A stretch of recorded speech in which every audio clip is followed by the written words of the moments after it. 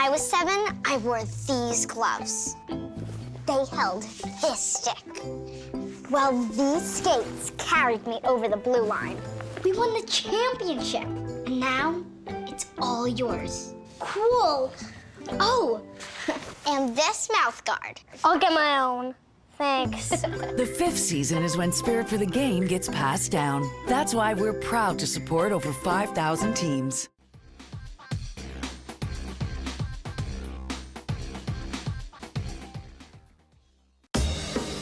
Hey! 100% drive. Hey! 100% passion. 100% effort. But women in sports get only 5% of the attention. Canada's dairy farmers believe women in sports should be seen and heard loud and clear. With Fueling Women's Champions, we're shining a light on women athletes at every level. Join us. #ChampionHer. Kimmy, you do know that there's only 4 seasons, right? Then how do you explain the way kids wish away the summer because we can't wait to play in the fall? Or how teammates often become best mates? Or how families happily vacation in Winnipeg in January because that's where the tournament is? So you see, Miss Woods, there is a 5th season, and it's the best season in Canada. So you're talking about hockey? Oh, it's more than just talking, Miss Woods. Scotiabank is proud to support over 5,000 teams in Canada's 5th season.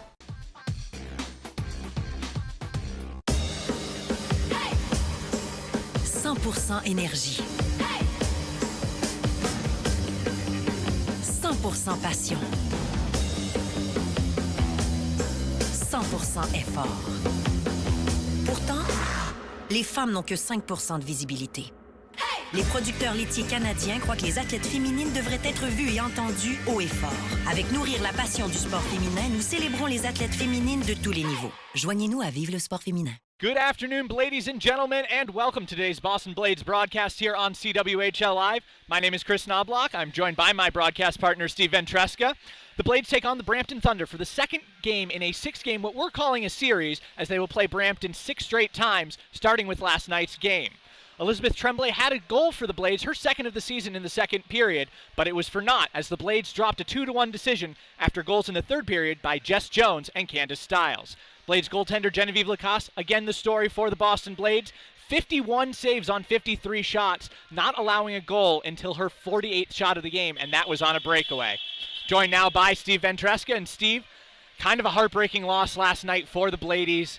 They had that game, they had their first lead of the season, and it all went for naught in the third period. Yeah, tough way to lose the game last night. You lead 1-0 after 2 periods. You take the lead in. Genevieve Lacasse is playing phenomenal, out of this world.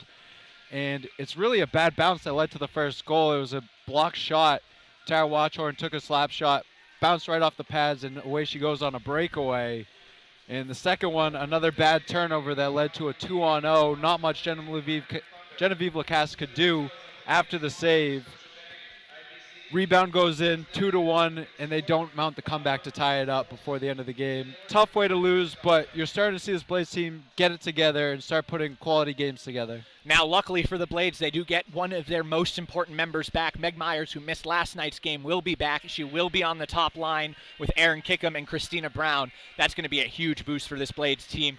It was a noticeable absence last night as the Blades effectively rolled out 2 lines with different wingers. But really, Meg Myers back in the lineup is going to be a huge boost for this Blades team. Yeah, she's one of the more skilled offensive players on this team. And we saw a lot of Kate Gray last night. We saw Desiree Cassian.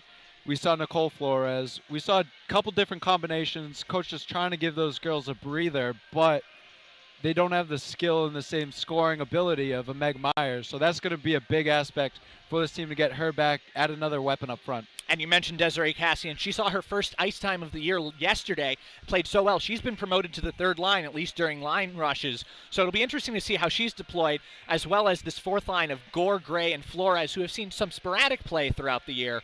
But if Coach McCloskey does choose to roll with 4 lines, it could be interesting to see what that fourth line can do, as well as that new-look third line. Yeah, I think he's just looking for any sort of a spark, see what combination clicks, see what girls sort of get it on a given day. It's going to be interesting to see how sparingly or how willing he is to use that fourth line, as we have seen very little of them so far this year. But They also don't have a win on the season, so let's see if he tries to use that as a jump start to the season. Now, an interesting look we have here this afternoon is that we will not see Howe for the Thunder. We will see Liz Knox, who has the most similar statistics when it comes to goals against average as Genevieve Lacasse. The only difference is Lacasse is coming in, I believe, first or second in the league with a .924 save percentage. So this is not one of the better goalies in the CWHL, not to diminish her talent, but it's going to lead to more scoring opportunities for this Blades team that they're going to need to capitalize on. Yeah, it seems to be a trend by this Thunder team. You know, you start Howe in the first game, Knox in the second one, and they've been going back and forth ever since throughout the season, but I believe it's a 3-6-4 or so, somewhere in that general vicinity, a high 3 for goals against average. But she's played against the Canadiens. She's played against some of the better offenses in the league. So you have to take that with a grain of salt. Let's see how the Blades do today against the backup goaltender. Get as many shots to the net. We saw it against Kathy Desjardins last weekend with the Inferno. Pucks to the net. Good things happen. They scored 2 goals against the backup for the Inferno. So let's see how they do today. Be sure to tune in to Twitter this afternoon, Facebook and Instagram as well, using the hashtag BB versus BT, as well as the hashtag CWHL Live.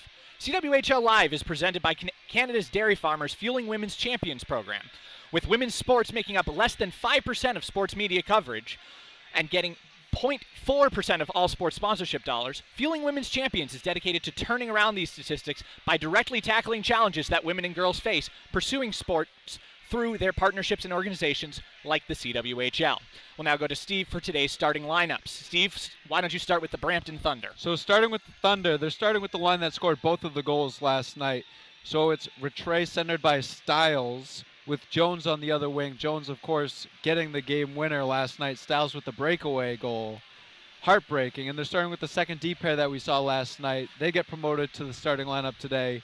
It's going to be Fortino and Burchard. And as we mentioned, it will be Knox in net, the backup goaltender for the Thunder. And for the Bladies today, what will they be rolling with to start the game, Steve? It's that first line that we saw last week and that got put together by Coach Brian McCloskey. Christina Brown with a rejuvenated Meg Myers, who's going to look to have a little jump in her step today, with Erin Kickham on the left-hand side. Tara Watchhorn and Drew Burns, the Rocks, on the back end for the Blades, with Genevieve Lacasse in net once again for Boston. The Bladies will be without a couple key members, including Sadie St. Germain today. She is out with an injury, as well as Kelly Patton, Olivia Keefe, and Ashley Cottrell. They are all out today. Olivia Keefe is away from the team right now for a personal reason. She will be back next week for their games up in Brampton against the Thunder as they continue the series against the Thunder. Now, we touched on this briefly. This is game 2 of 6 against the team that the Blades really match up well against. We mentioned on Blades Inside Edge this week, this is really the make or break streak for the Bladies this season. As we have a couple minutes before the puck drop in the first period, let's go over a couple of these keys. Obviously, when you look at the goaltending for Brampton, it's going to be very important for the Bladies to score as much as possible. They have the offensive prowess to do it. I think missing Meg Myers last night was a big issue for them as they rolled out 11 forwards, 10 saw the ice, and that includes Ellie Tremblay moving up from defense. I think you're going to need to see some synergy on these lines since they're now pretty much set for the Blades in order to get this scoring going. Yeah, it's going to be one of the things to keep an eye on, as well as the increased shot total that we saw last night.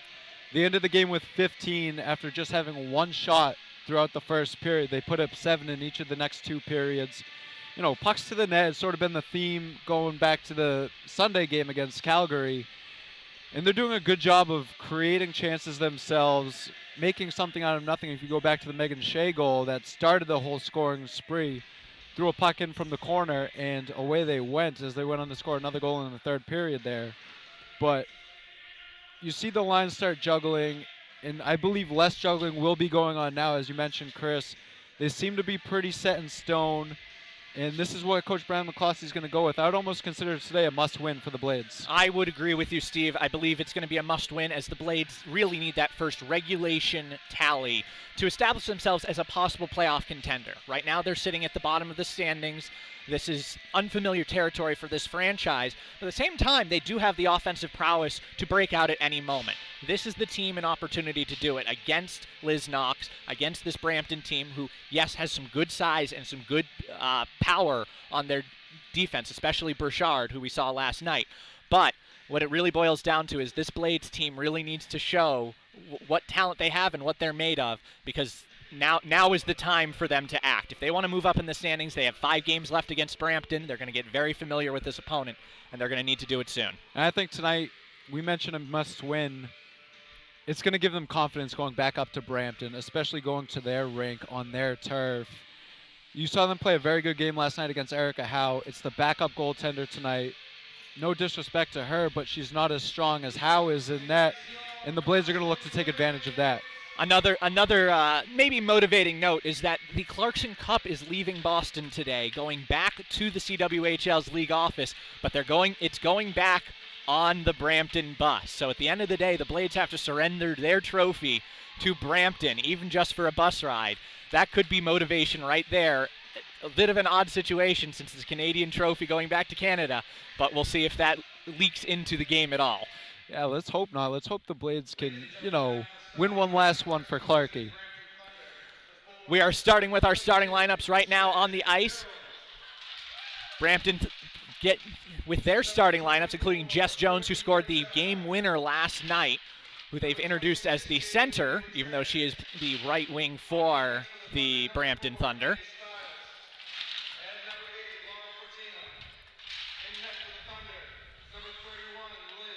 And a couple programming notes listed on our rosters and listed on the Brampton webpage. Hannah Holm is listed as number 73. She's actually wearing 37, and Liz Knox is wearing 31. We're not sure why that happened, but then again, we're really not in a position to talk about jersey numbers being out of place, as Kate Gray wore number 19, and Nicole Giannino has worn number 1 in previous games. So a couple little quirks there in the CWHL jersey assignments. A cool moment here is Brampton is acknowledging the 2 Olympians, the Canadian Olympians, on the Blades roster with stick taps as they come up for introductions. We'll now pause for a moment for the national anthem.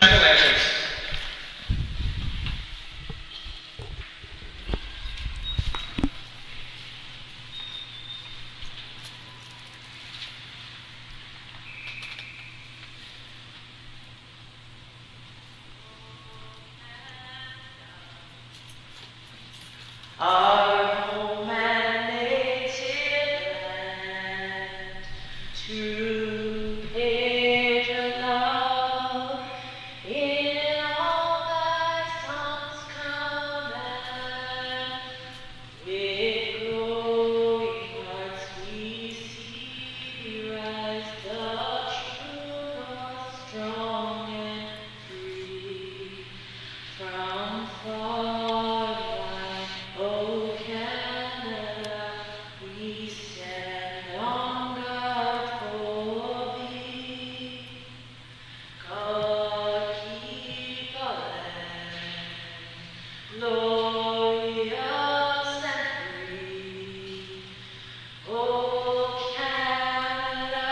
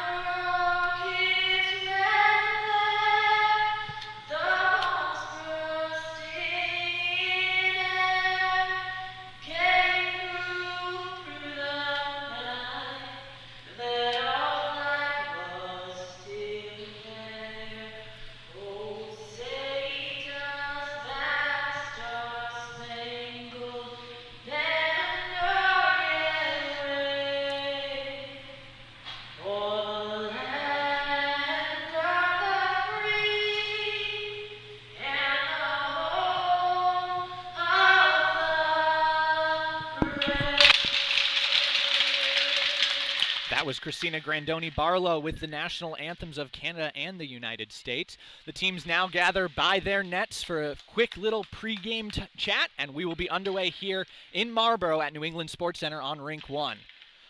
Looking forward to the Blades getting off to a fast start, much like they did last night.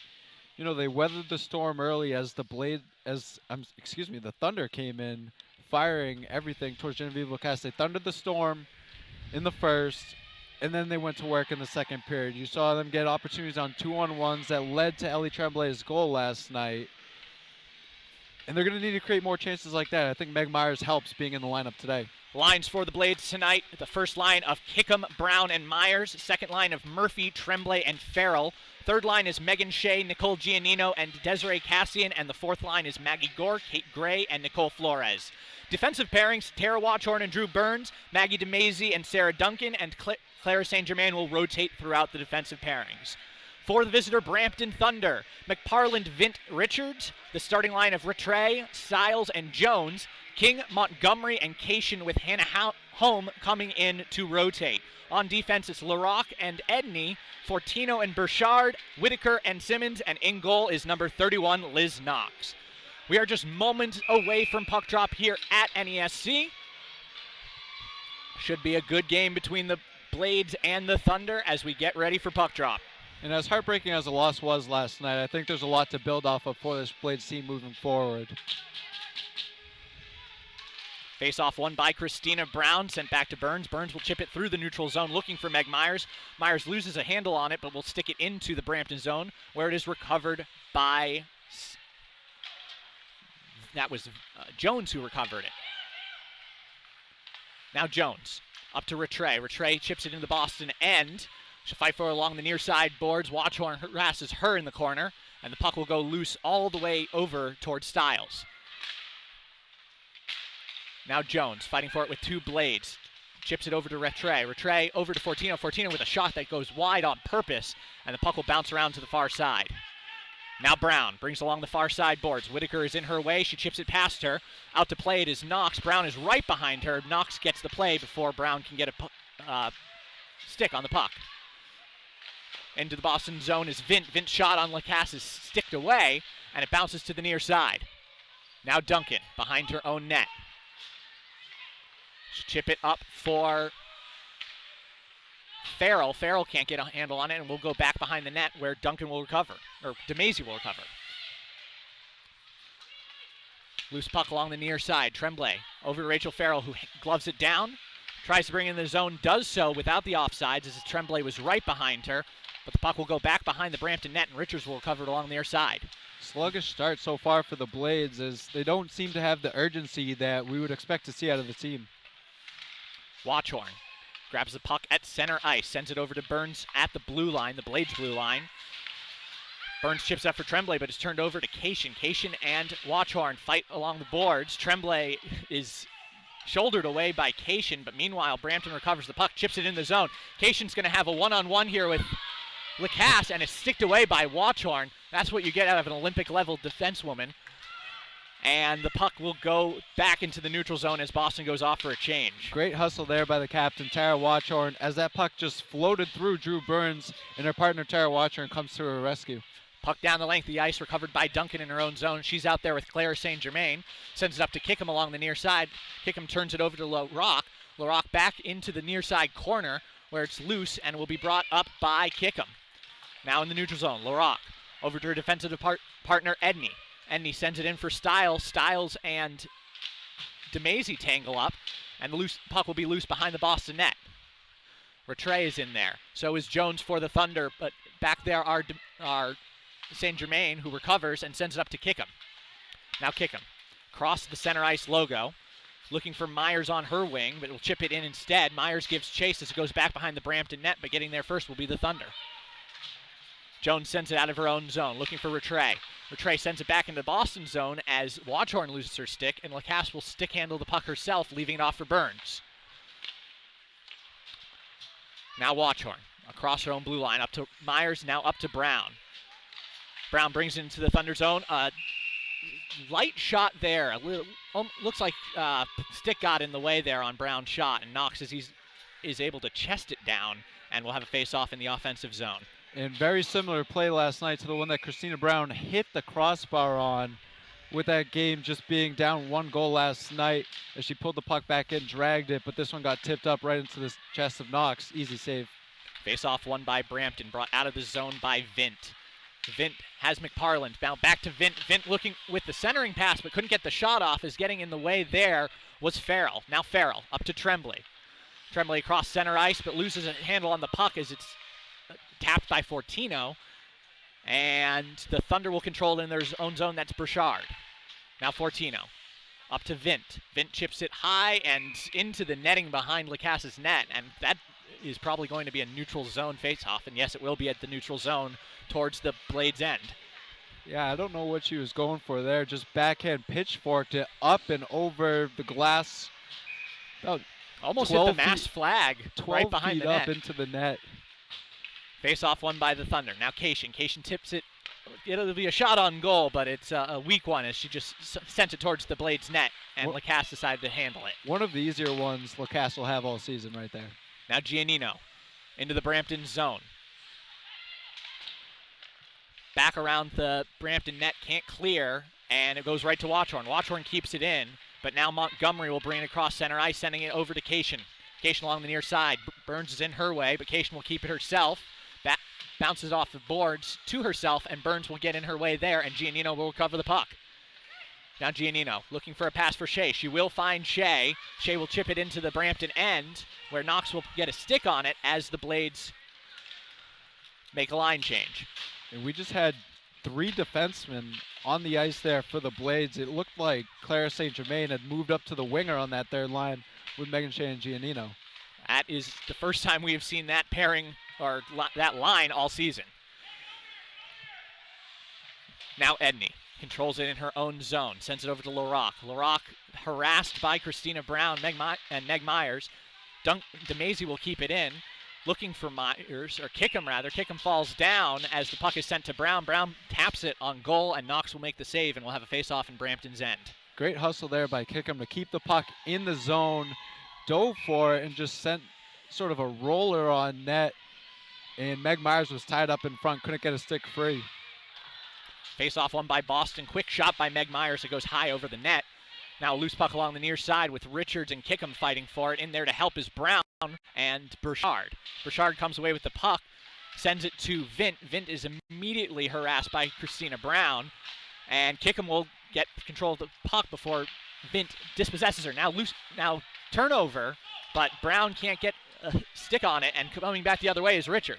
Richard looking for McParland in the center of the ice. Shot saved by Lacasse. It was a great glove save rather. And Boston will recover the puck in their own zone. Now to Maisie, off the boards, looking for Kickham. And Kickham will recover the puck after it was tangled up along in front of the Boston bench. Back into the Blades defensive zone. Myers will send it up, or Duncan will send it up. And it's kept in by the skate of Tremblay before Burchard can send it up the ice. Now Hannah Holm, shot on goal, saved by Lacasse, and she will cover it up for a face-off in Boston's end. Going back to that play by McParland, a great chance there, set up by Vint, it looked like, as she just floated over a saucer pass. And Genevieve Lacasse able to slide from her right to left and glove that puck down. Great chance by McParland, the best one so far for the night.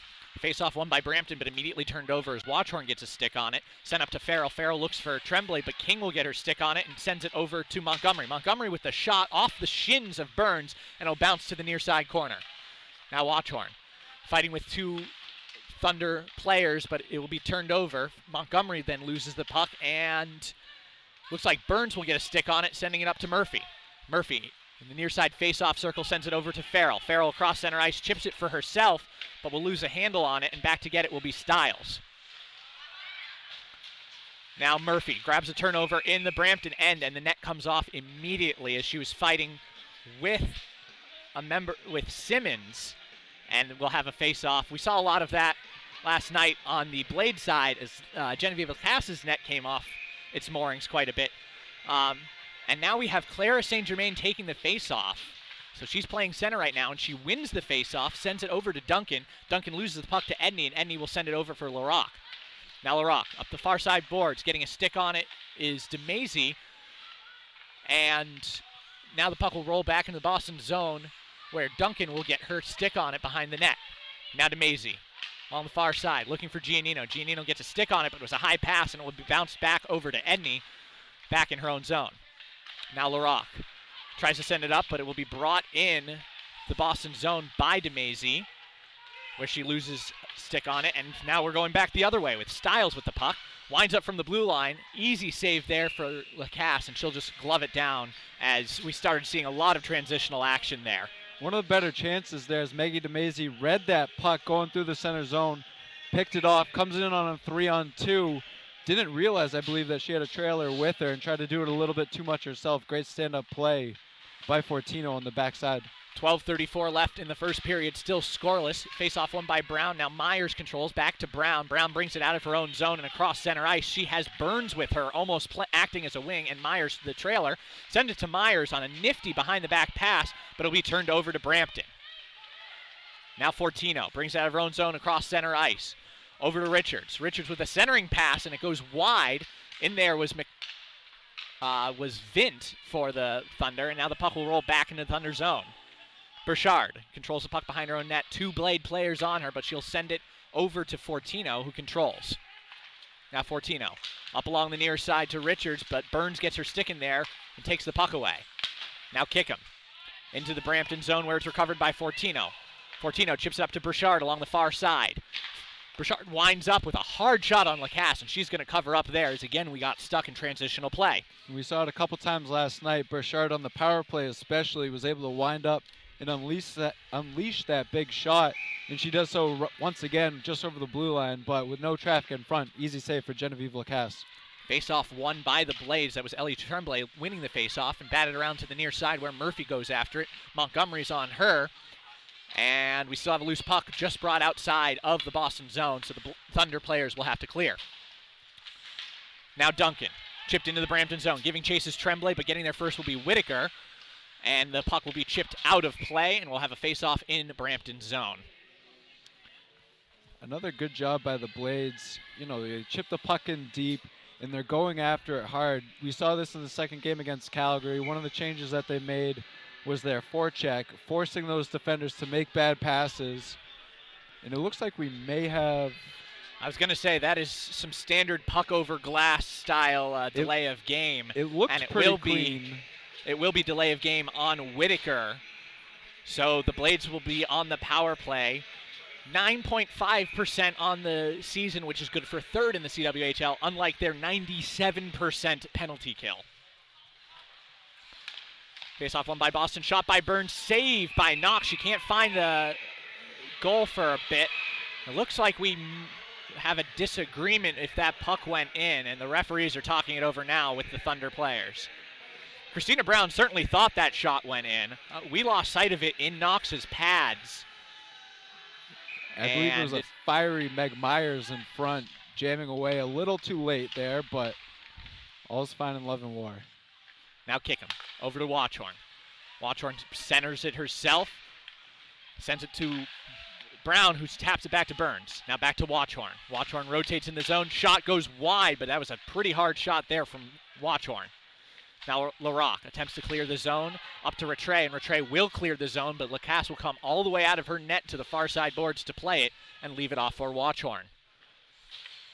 Tara Watchorn, the Blades captain, will send it up to Christina Brown, the Blades assistant captain, who brings it across center ice. Chips it up to Myers. Myers taps it along the far side boards back behind the net. We're giving chases Brown. Brown has Burchard on her. Maintains possession of the puck, sends to Myers. Myers centering pass to Burns. Shot by Watchorn, saved. Rebound goes high. Kickham can't get it. Shot again, saved by Knox, and the puck will bounce along to the far side. Now Brown looks for Burns with a behind-the-back pass, and it's batted out by the Thunder. And we'll have a change with 48 seconds left on this power play. Great job so far by that first unit, getting shots and bodies to the net and making it hard for Knox to see. But Brampton's doing a great job of keeping everything to the outside and not too many quality chances from the high slot. 32 seconds left on the power play. Brampton's first penalty kill unit is out there, along with the Blades' second power play unit. An interesting combination, and it's so far working, as Rebecca Vint has managed to keep the puck in the Boston zone since she arrived on the ice. 15 seconds left in the man advantage for the Blades, and still the puck in their own zone. Now Duncan, immediately dispossessed by Vint in her own zone. She will send it across ice for DeMazy with 3 seconds left on the power play. Brings it into the Brampton zone herself, but immediately batted out of the zone off the glass by Edney, or rather kept in. Shot on goal by DeMazy, and it goes wide, and now the Thunder will break out. Jones finds LaRock. LaRock leaves off for Stiles, but Stiles was out of position, and Watchorn will be the first to the puck in the far side. Centering pass there by Brampton, and then a shot by LaRock, saved by Lacasse, and she's looking to cover up, but the puck squirts out and goes to the far side corner. Now Grace Murphy immediately dispossessed. Jess Jones looking for a shot, but she had DeMazy and Tremblay on her, and we have a penalty upcoming. It looks like Maggie DeMazy will be guilty of a hold as she got tangled up there. And, you know, it just looked like two players going at it, battling for position. And DeMazy held on for a little bit too long there. Referee was right there, made the call. 8:43 to go, and the Blades are going to have to put that #1 penalty kill to test one more time. 97% penalty kill. They've allowed 1 goal on the season. Very good penalty kill, and the first unit is out there with Brown, Kickham, Burns, and Watchorn. Fortino controls the puck for the Thunder, sends it over to Burchard. Burchard rotates, sends it over to Rattray. Rattray back to Burchard. Burchard closing in and has to bring the puck back all the way to her own, to the Blades' blue line as Kickham was on her. Sends up to Jones. Jones over to Fortino, who can't control it but manages to keep the puck in the Blade zone. Now Fortino winds, fires, shot goes wide and bounces to the far side. Watchorn recovers the puck, chips it all the way the length of the ice. That's going to be a save for Knox as it goes right to her stick, and the Blades go off for a change. Now Jones, harassed along the far side by Christina Brown. Puck goes back to Burns, who chips it all the way around, trying to clear the zone, but Fortino keeps it in. Now Myers, or rather Duncan, fresh on the ice, chips it the length of the ice, and Burchard will have to recover it for Brampton in her own zone. 1 minute killed on this penalty, 7:44 left in the first period. Still scoreless here at New England Sports Center as Brampton controls the puck behind their own net. That's LaRock holding the puck. Sends it up to Vint. Vint bounces off her skate, and back to her own stick. Brings it into the Boston zone. Stick save there by Lacasse. And Watchorn will cover and again chip it out of the Boston zone. And this has been one of the better penalty kills we've seen. And now Knox plays the puck, sends it right to Myers, but Myers can't control the puck, and LaRock will now take it out of the Brampton zone. That was almost devastatingly bad for the Thunder. Now LaRock along the near side.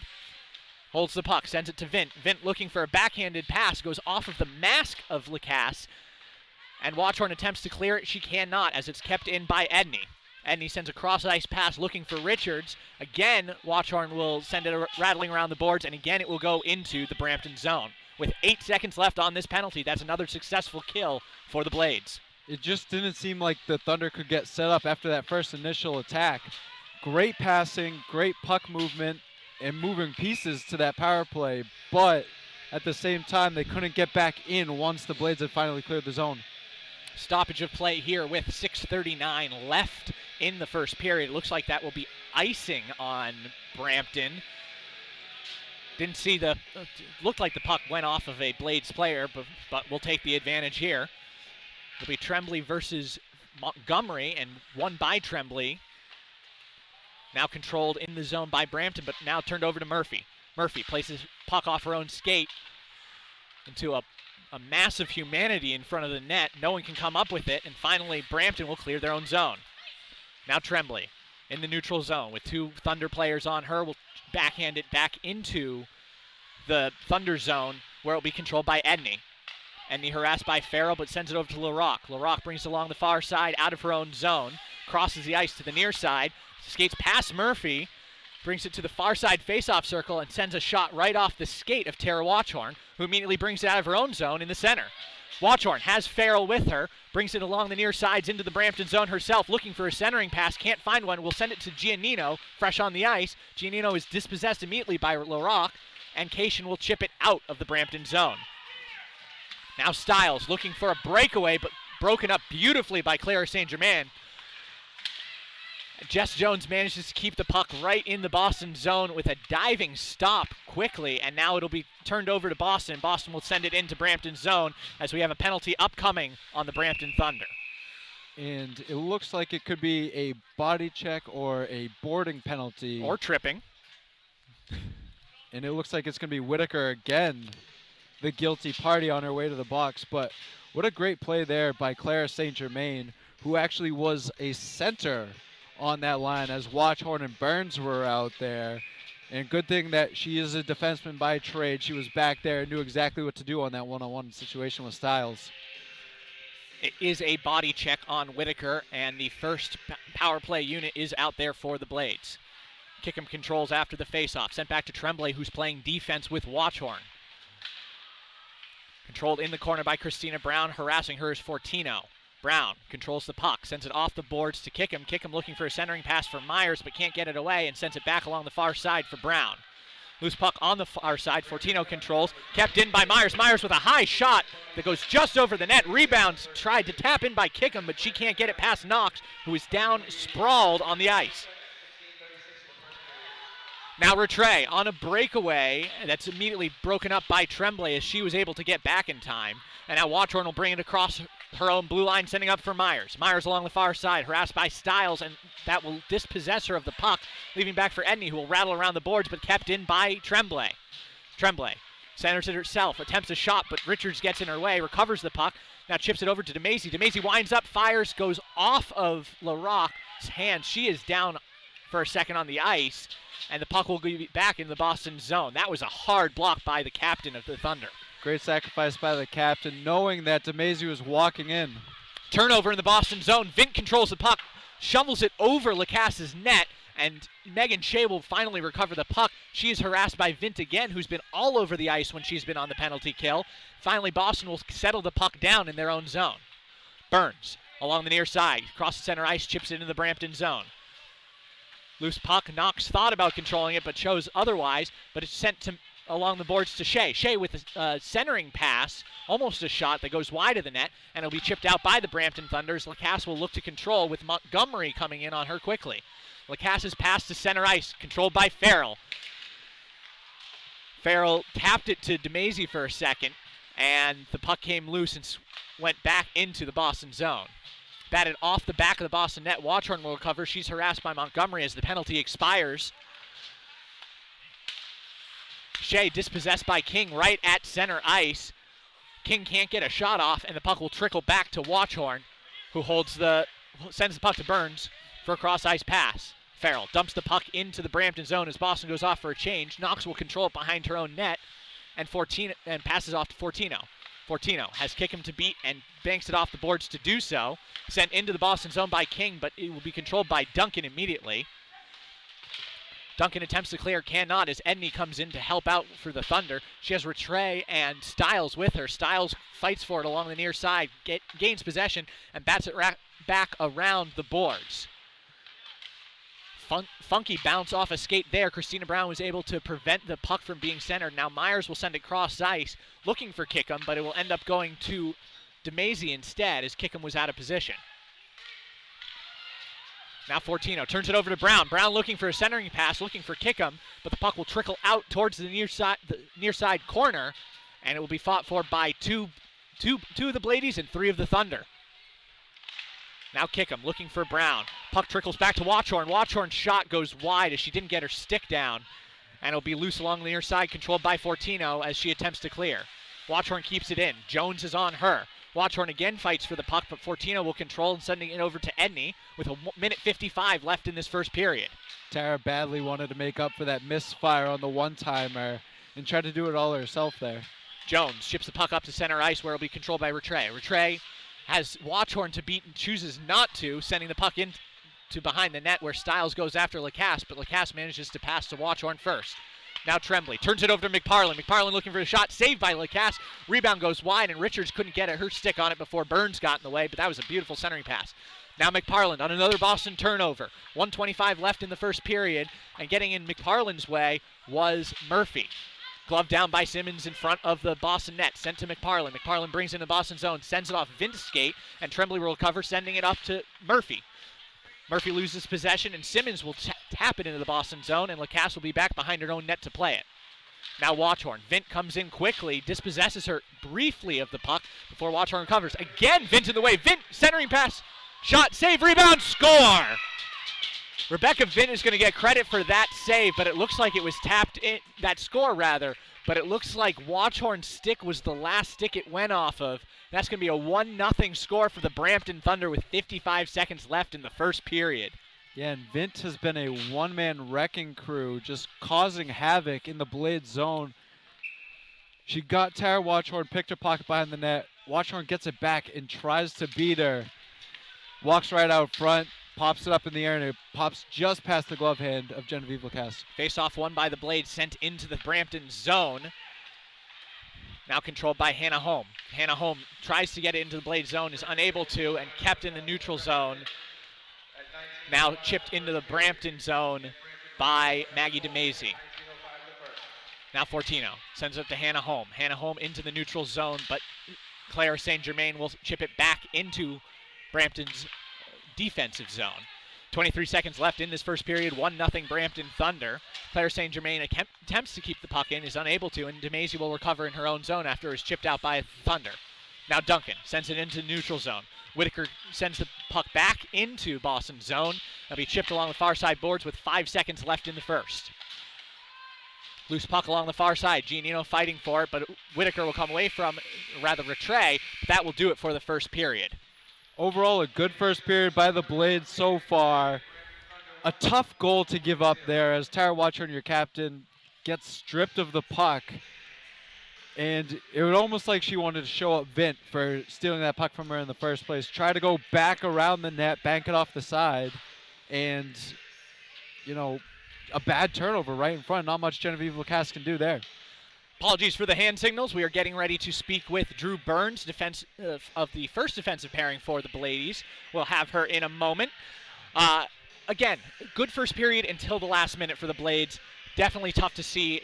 They played well, but Rebecca Vint is has clearly been far and away the Thunder's best player so far in this game. Yeah, she's been a thorn in the side of all the defensemen, it seems, for the Blades. On the penalty kill, she's just been phenomenal, harassing the defenders, making them turn the puck over, or even just turn it back in their own zone and kill more of that penalty time. Her penalty kill almost turned it into a Brampton power play. She has been unbelievable, and she's part of the second penalty kill unit, or the second penalty kill unit out there, although it's looking more and more like that is their #1 penalty kill. She's been a one-man penalty kill, as she's basically done all the work herself. She gets in, she hustles, she gets right back up, and really forces them to make passes, make plays that they don't want to make, because it just leads to another Brampton defender. We are now joined by defenseman Drew Burns of the Blades. Drew, can you hear us? Yeah, I can hear you. Hey, Drew, thanks so much for joining us after the first good first period right up until that last minute. Can you talk about how the momentum shifted right towards the end of that period? Towards the end there, we were getting hammed in our end. We couldn't get the puck out, throwing the puck, and we're in your zone for a couple minutes and can't get a change, and they get a lucky bounce, and it just popped right over Jen's shoulder, and then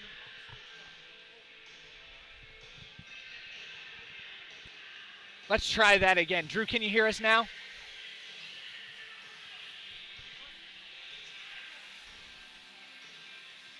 Well, it appears we're having some technical difficulties with Drew. Can you hear me? Yep, we can hear you now. Okay. Thanks so much for joining us, Drew. We'll make this nice and quick.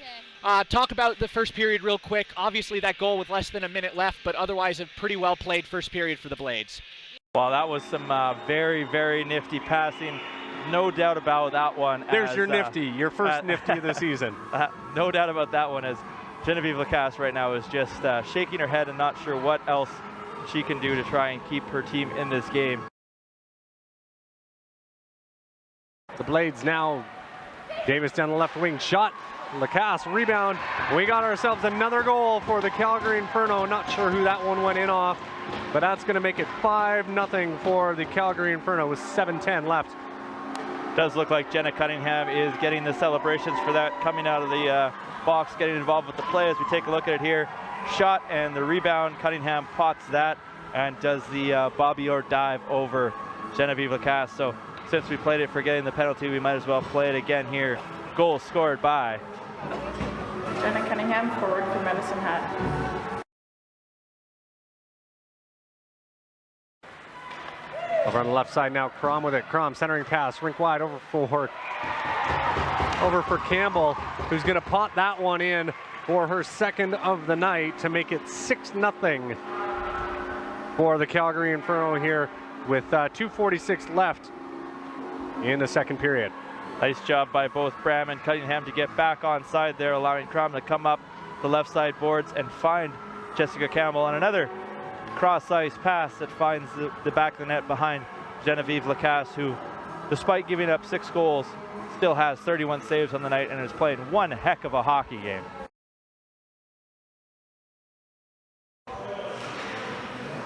As that face-off won by the Blades, back up high slot area, and Watchorn from the point, shot saved by Brian, and a rebound, and there's a goal as the Boston Blades have broken Brian's shutout with 12:24 left in the third period here. And you can hear that bench going crazy, trying to figure out, I believe that's Megan Myers that got that one on the rebound. A big shot by Tara Watchorn and that rebound by Myers, who smacked it in behind Delaney Bryan there to give. Hello and welcome back to New England Sports Center. My name is Chris Knobloch, joined by my broadcast partner, Steve Ventresca. 1-0 Brampton Thunder after one period of play over the Boston Blades. Just about to start the second in about 10 seconds here as the teams have just taken the ice here at NESC. It was a tough first period. It was going so well. They put up 7 shots in the first, the same total we saw from the second and third last night.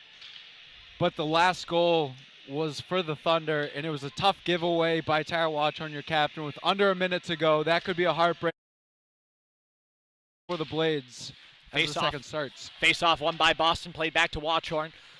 Watchorn up to Myers. Myers chips it into the Brampton zone. The Blades are going from right to left across your TV screen and radio dial for those listening at home.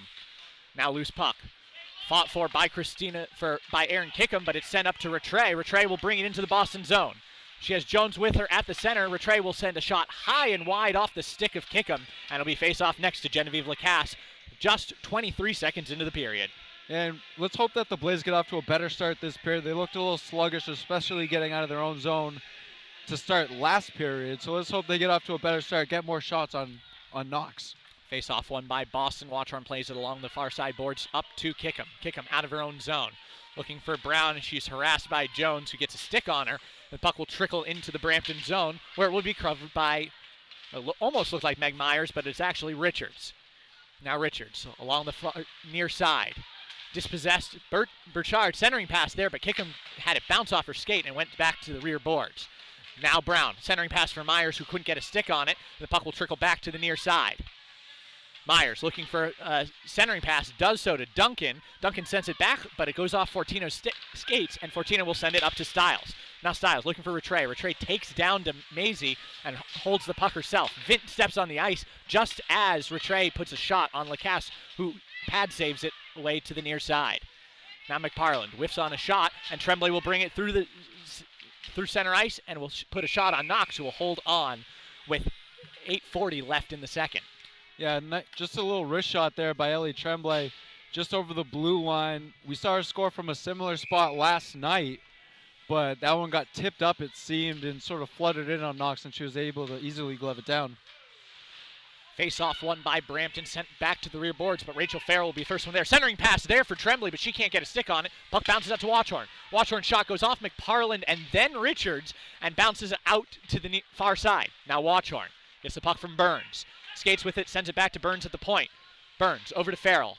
Farrell on the near side, sends a shot on goal. Pad save away by Knox, who also kicks the net off its moorings. We'll have another face-off in the Blades offensive zone. And good offensive puck movement there by the Blades after that pinball shot by the pinball wizard herself, Tara Watchorn, as they were able to get the puck back. You saw Watchorn over to Burns, Burns over to Farrell, and a good low hard shot that Knox was able to get with the toe of her skate.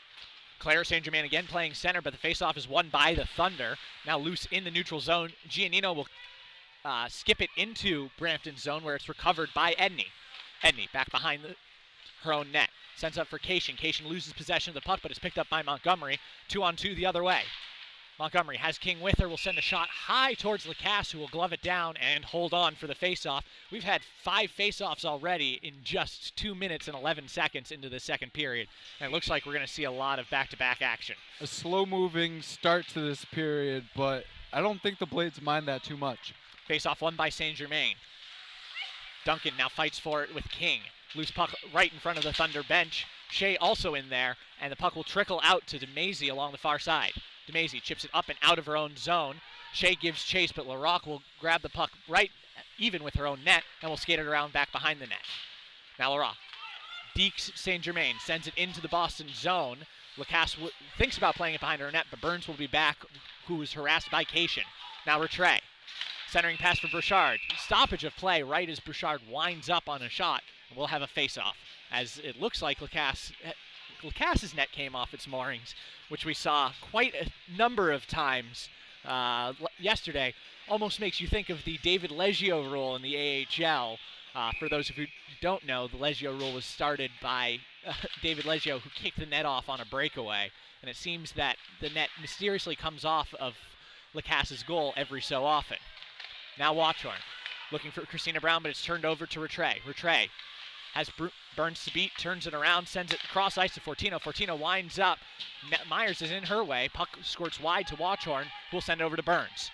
Now Burns plays catch with Kickham, skates it out of her own zone. Cross ice pass to Myers, who just lets it slide right into the Thunder zone where Knox will be out to play it.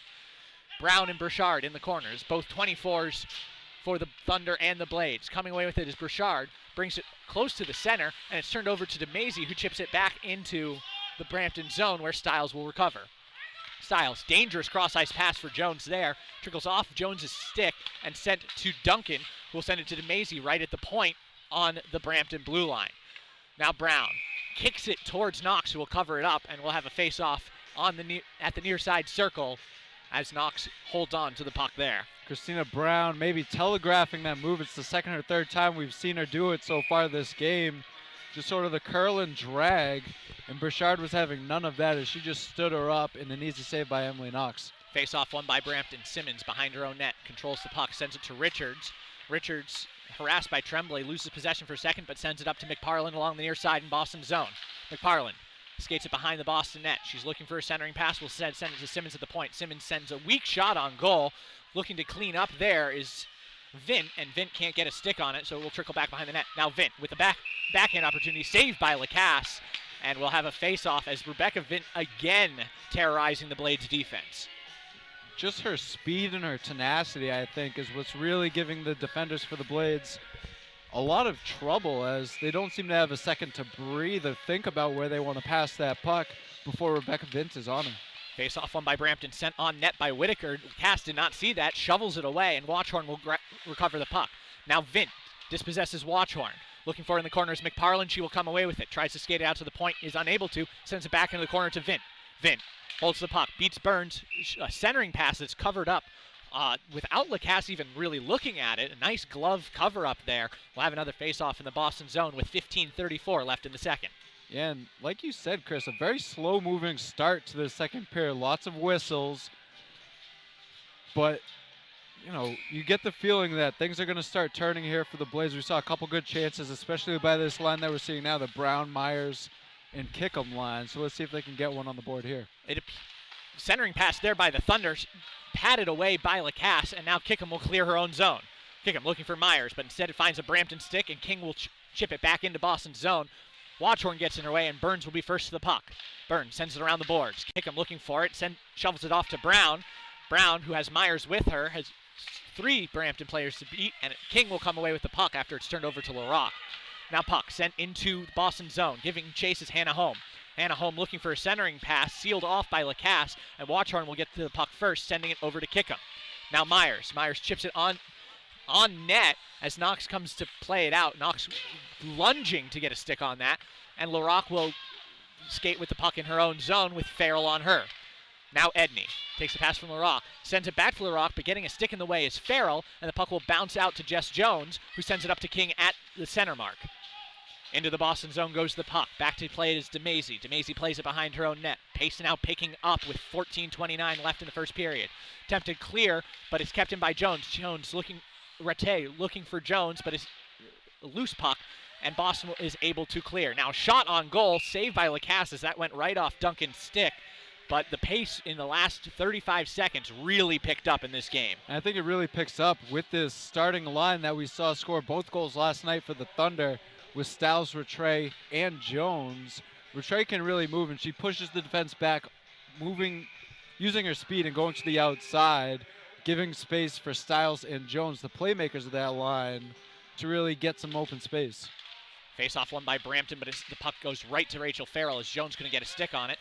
Farrell runs into the referee, but keeps possession of the puck. Now Farrell playing with it along the blue line, or she would have been offsides as Murphy was caught in the zone, and the puck will be sent back to DeMazy. Now DeMazy to Murphy. Murphy sends it into the Thunder zone, giving chases Fortino, and Fortino will get to it first, sending back to Burchard.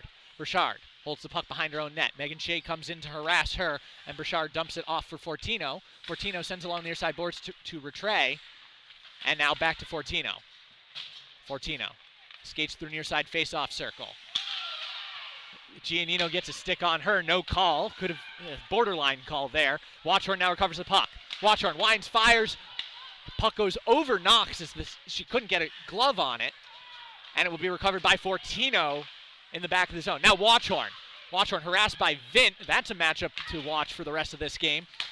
Vint coming away with it, sending the puck towards the Boston zone, and Richards loses the puck right along the Boston blue line, where Watchorn recovers.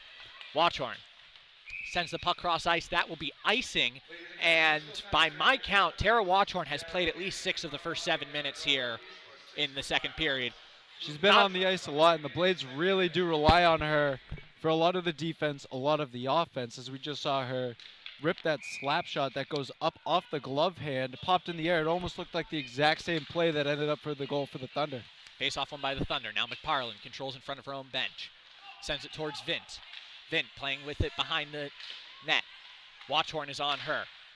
Now Giannino gives chase, but a shot goes on net from Richards, bounces back around wide.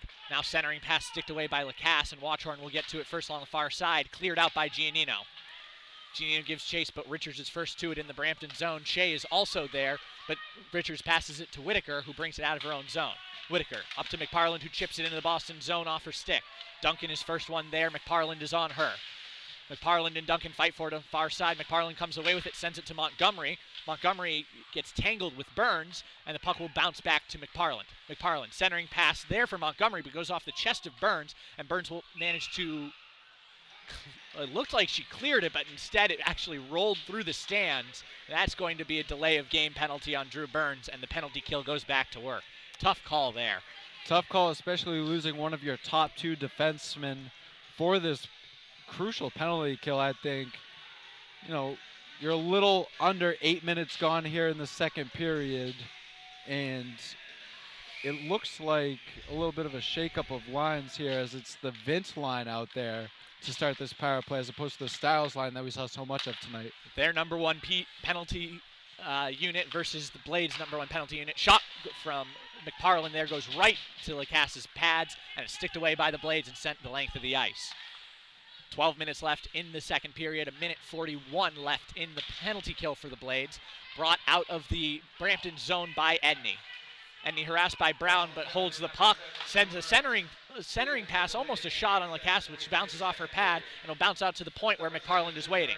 Now Brown on McParland. McParland will chip it along the near side. Richards will shovel it behind the net, looking for Vint, but getting there first will be Larocque for the Thunder.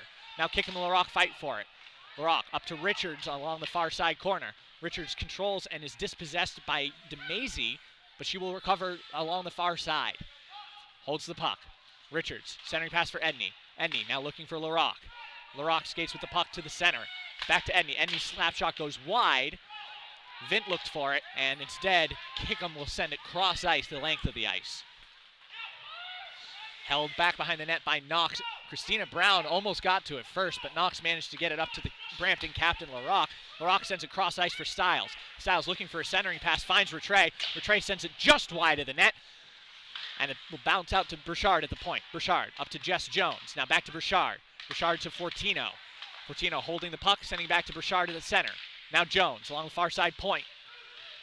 Covered up by Lacasse after digging forward is Stiles, and we'll have a face-off with 25 seconds left in the penalty to Burns. And that shot by Rattray just went wide, but I don't believe Genevieve Lacasse even saw it, as she just went down in the butterfly and stayed like a statue, did not move as the puck whistled past her blocker hand.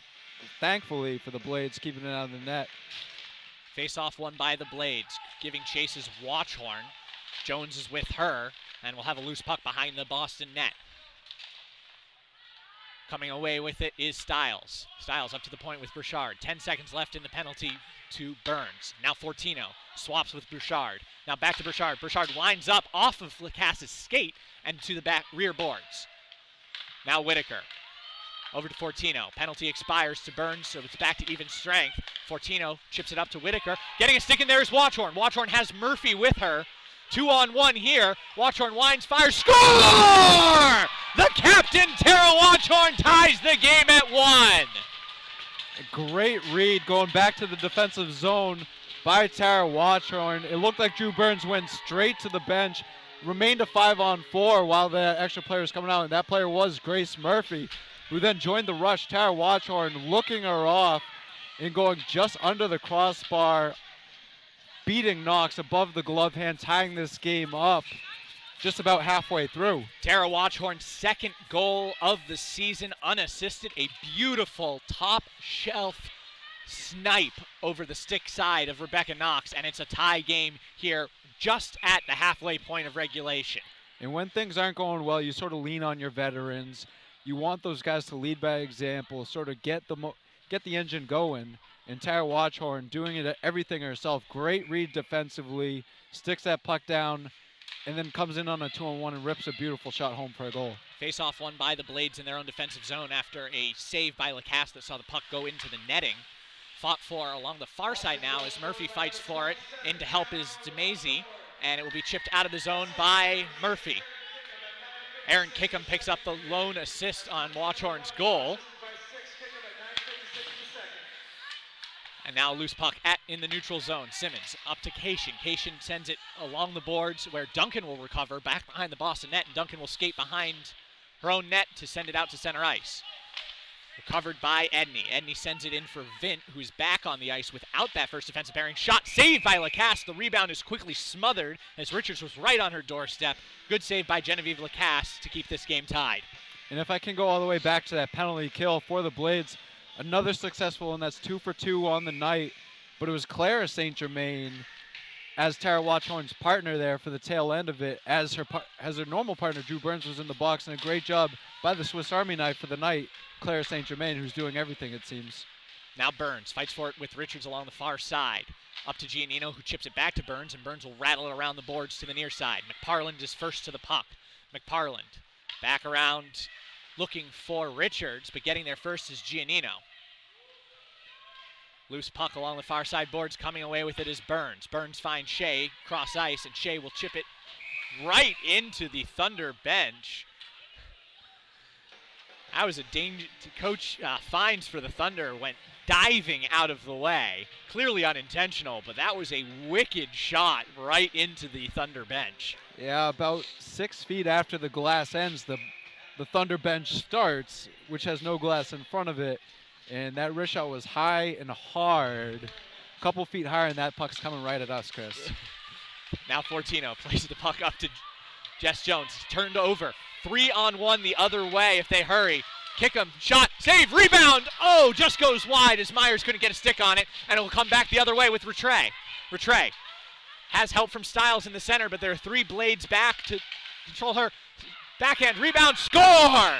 Jess Jones for the Thunder. It's 2-1 Brampton on a beautiful play by the Thunder as it was brought back around the net by Stiles, who backhanded it over towards Jones, who buried it. Really the best play of the night for Jess Jones.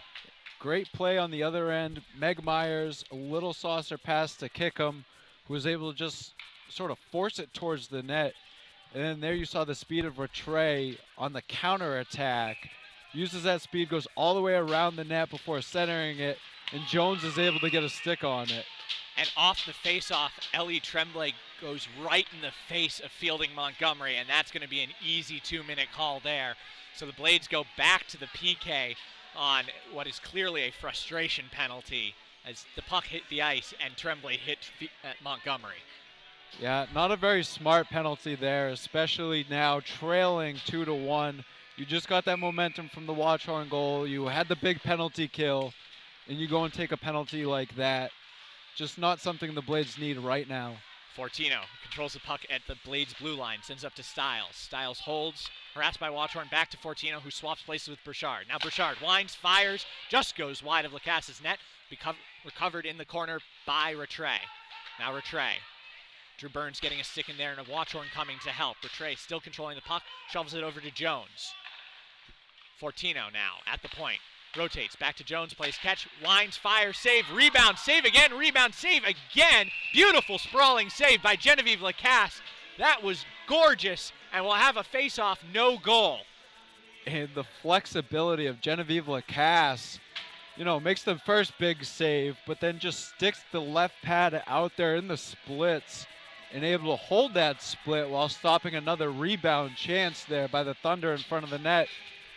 Great stop I don't know if the human body is supposed to bend that way, but Genevieve Lacasse just made, sitting down, she managed to bend her leg back to make that save.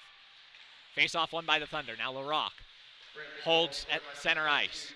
Switches places with Edney, but sends it up to McParland instead. Now McParland back to LaRock. Now up to Edney. Edney looking for a shot, doesn't get one away. Now back to LaRock. LaRock fakes a shot over to Edney. Edney with a centering pass, and Burns gets a stick on it. McParland and grabs possession as Christina Brown goes down. Brown fights for it, and McParland will send the puck out of the Blades zone as she was harassed by Christina Brown. Now LaRock brings the puck in. She has King in the center. Shot saved by Lacasse. Rebound goes wide to the far side corner, and King will control. King over to McParland. McParland to Edney.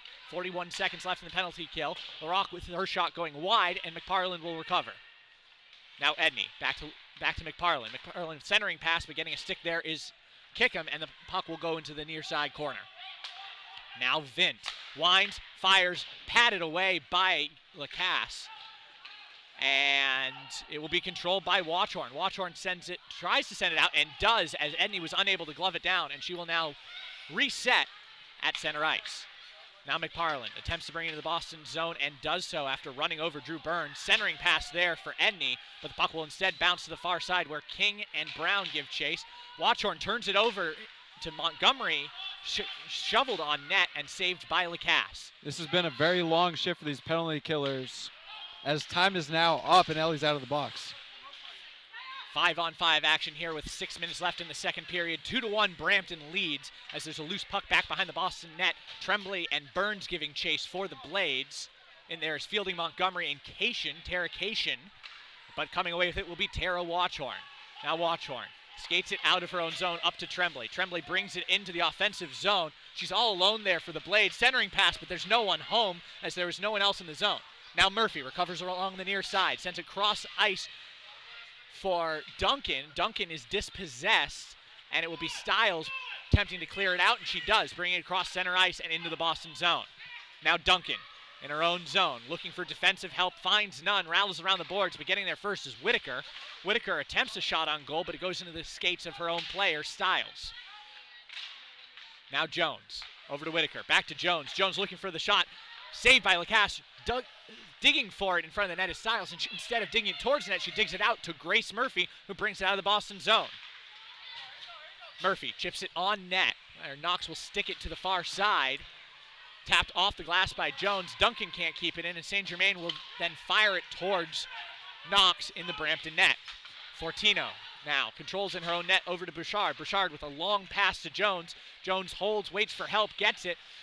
Looking for Rattray. Rattray can't get a shot off even though she had Richards in front of the net, and Shea will be there for the Blades to attempt to chip it out. Kept in by Richards. Richards' shot goes high and is stick down by Jones. Now Burchard's shot goes high over the net and rattles around the near side. Now Richards dispossessed of the puck, but Rattray will be there to get it first. Richards will control back behind the Boston net. Sarah Duncan is on her. Now Richards Shea gets a stick in there and takes the puck away. Now a shot from Fortino. Lacasse wisely covers it up with 4:11 left in the second, and Brampton holding a 2-1 lead. A 2-1 lead, but the Blades are the ones causing themselves to be in this hole. You get the big goal by Tara Watchorn, and they then take another penalty after Brampton comes down and ties it up after their chance went wide. Face-off won by Brampton, shot by LaRock, goes off the chest of Watchorn, and Watchorn will skate it out of her own zone. She has Meg Myers with her, tries to leave it off for Myers, and their sticks collide, and now Rebecca Vint will shovel it out of the Brampton zone as the puck goes the length of the ice. No icing called, as now DeMazy will control it in her own zone, sends it up to Myers right on the blue line, and the puck will bounce out. The puck will bounce back in, rather, where Watchorn will cover. Watchorn turns it over to Richards. Richards chips it off the far side boards, trying to chip it to herself, and Watchorn gets a stick in there and will send it up to Kickham. Now Myers looking for Brown, but instead finds LaRock. LaRock sends it up to King, and King dumps it off for McFarland. McFarland looking for a centering pass, can't find one behind the Boston net. Now finds Montgomery. Montgomery's shot goes wide, and it'll be recovered back behind the net by King. Now King off to Montgomery. Watchorn takes the puck away from both of them. Watchorn banks it high off the glass and into the feet of a Brampton player right at the blue line. Puck sent back into the Boston zone. Lacasse will just cover it up as her players need a break. We'll have a face-off in Boston's defensive zone. A smart veteran move there by Genevieve Lacasse. I'm almost positive Tara Watchorn was telling her, just hang on to that. I'm tired. She's been out there a lot this period. They've relied on her for a lot of the offense, a lot of the defense. And you can't blame her after you saw that shot from her. Face-off won by the Blades. Duncan controls along the near side. Jumps it off for Farrell. Farrell over to Burns behind her own net. Harassed by King. And sent for Tremblay along the far side. Tremblay holds, sends to Duncan. Now Duncan looking for some help along the far side. Sends it over to Murphy, but getting in the way is Simmons. Simmons and Duncan collide behind the net, but Duncan comes away from the puck. She's skating heavily, but there's a turnover now in the Boston zone. She can't get off the ice. Rattray, centering pass shot, saved by Lacasse. Stiles had a good shot on net. Rebound goes out to Jess Jones. Jess Jones will skate it along the far side. She was looking for a shot and couldn't find one. And now Tremblay and Rattray collide behind the net. Now Rattray looking for a centering pass. Sends it over to Fortino, but getting in the way there is Farrell. Farrell dispossessed by Fortino, but gives chase anyway behind the Brampton net. Centering pass there, no one home. Looking for it there is Clara St. Germain, sends it in, but it goes wide as Grace Murphy was also in there for the Blades. Now Fortino for Brampton. Farrell almost takes the puck away from her, but instead she chips up to Rattray. Rattray looking for help, can't find it. Instead just sends it on Lacasse, and it's patted away by the Canadian goaltender. The speed and creativity of the Stiles, Jones, and Rattray line is very inevitable. 1:38 left in this second period. Brampton leads 2-1. Offsides is the whistle there, as Jess Jones was just 2 steps ahead of Richards. And we'll have a face-off in the neutral zone with 1:35 left. And a very lucky call there for the Blades, as they had numbers going back the other way for the Thunder. It looked like a 2-on-0, possibly 2-on-1, I believe, as it was Maggie DeMazzi trying to get back and get into the play, but she would have had to get on her horse in order to break up that chance, because it was a golden opportunity for the Thunder. Interesting line here of Shea, Brown, and Giannino. And the faceoff is won by the Thunder and sent in by Rebecca Vint. Vint has one person to beat, sends it off her own skate, looking for a shot, can't find one, but there's a penalty coming up on the Blades here. Penalty that you have to take because Vint was about to score. Now LaRock has Rattay as the 6th man on the ice. Rattay holds, sends it back to LaRock. LaRock winds, fakes a shot, sends it over to Edney. Edney with the shot saved by Lacasse, bounces out to LaRock at the point. Now Rattray. Rattray holds. Sends it cross ice to Edney. Edney now back to LaRock. LaRock winds, fires, shot, save. Rebound goes out, and they're going to give that as possession to Boston, which is a very lucky thing, because Rebecca Vint was standing on the doorstep, and now the Blades have a penalty kill as we have 1 minute left in the second period. And this is going to be a big minute here for the Blades, as they gave up the goal with under a minute to go at the end of 1. They've got it back to within a goal here. You're facing a good Brampton power play, but you have the best penalty kill. They've been tested several times tonight. They've been tested all weekend. Let's see how they do tonight again. Penalty on Sarah Duncan. Shot from the point by Fortino. Goes right into the chest of Lacasse. Rebound goes wide, fortunately. Now Fortino will control at the point. Fortino to Burchard. Burchard over to Rattray. Back to Burchard. Burchard blinds, fires. Shot goes wide. And Watchorn attempts to clear, but instead it goes off the shins of Fortino. And Kickham will clear it down for Boston. Knox will control behind her own net with 30 seconds left in the second period and 1:30 left on the penalty. This is the fourth chance for this Brampton power play. So far, the Blades perfect, but how long can this last? Controlled by Fortino, brings it into the Boston zone. Looking for a centering pass for Stiles. Getting in the way is a stick, and Jess Jones runs over a Boston player. And we're going to have 4-on-4 action with just 13 seconds left. That player run over was Christina Brown. And a lot of restraint shown by Brown and Watchorn, who are both on the ice right now, because they looked like they were ready to go after Jess Jones. And I believe Jess Jones was pleading incidental contact. You know, they're both just turning. Wrong place, wrong time. It's kind of hard to call an incidental contact on a play where you flatten the other person, even if it is incidental contact. The way Brown went down couldn't have been a dive, and she went down hard. And Jones did not go down either. She stood her up. It was a pretty solid hit, but a lucky break for the Blades, and they're now again perfect on the penalty kill. Remain perfect for the night. Face-off won by the Thunder. Under 10 seconds left to go in the second period. Kept in as LaRock can't clear. Meg Myers gives chase, but Edney controls the puck behind the Brampton net, and that will do it for the second period, with a minute and about half a second left on the penalty to Duncan to start the third period, and a minute 48 left on the penalty to Jones to start the third. So they're going to have a good 47 seconds once they become, back up to 5 men on the ice. They did a great job of weathering the storm there in the last minute. They got the penalty. The Tremblay penalty was disheartening, especially after giving up the goal, especially after what Tara did to get this team back even.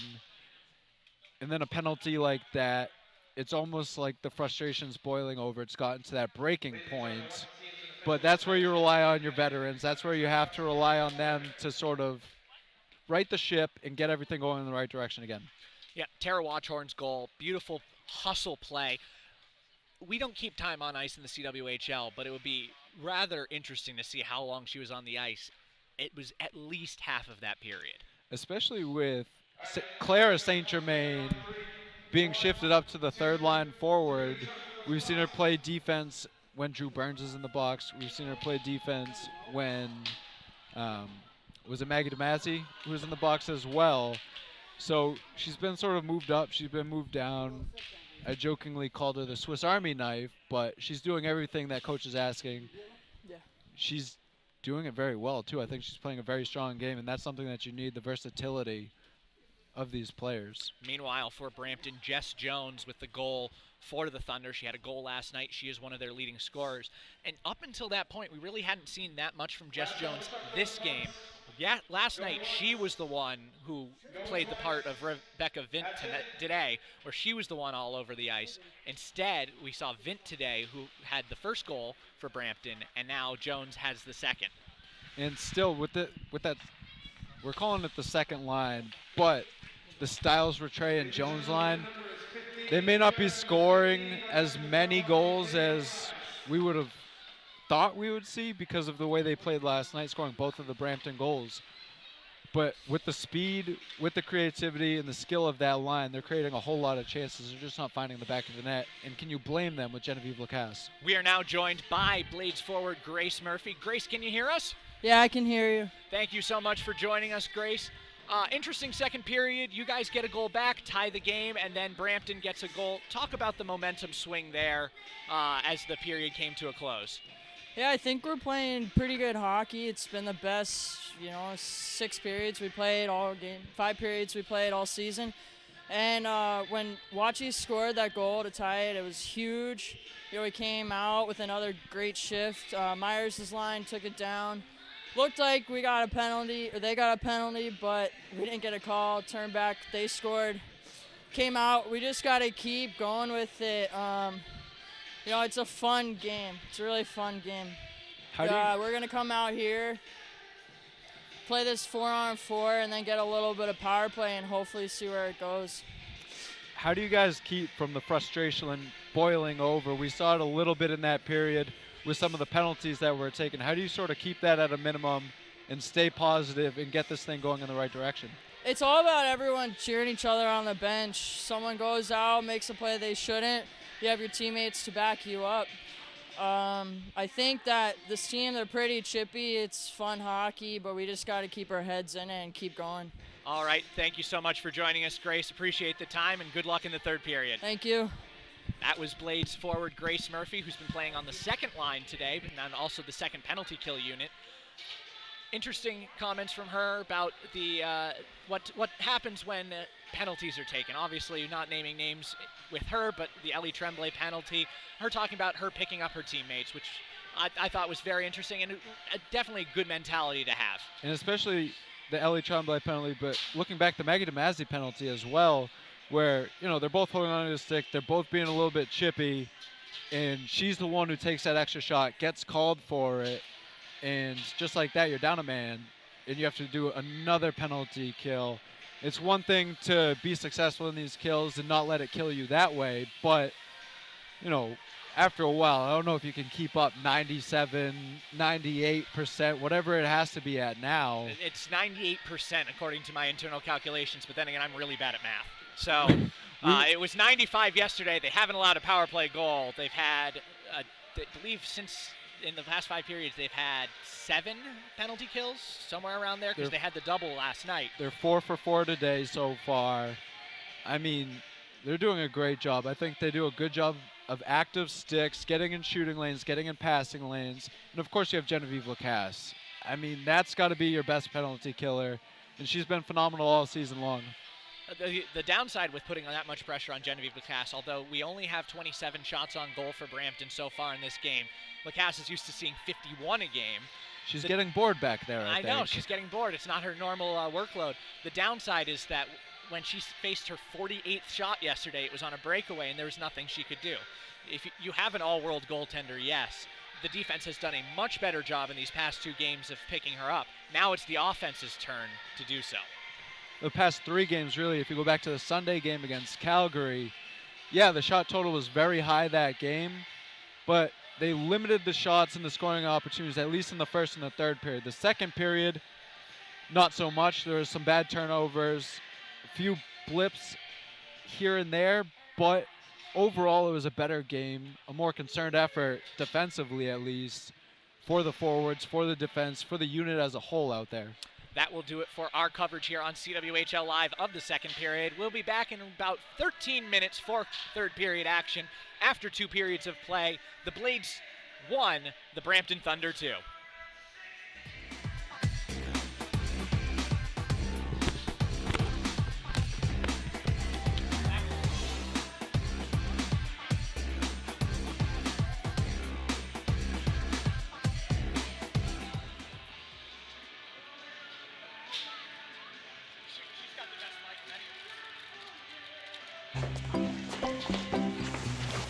7, I wore these gloves.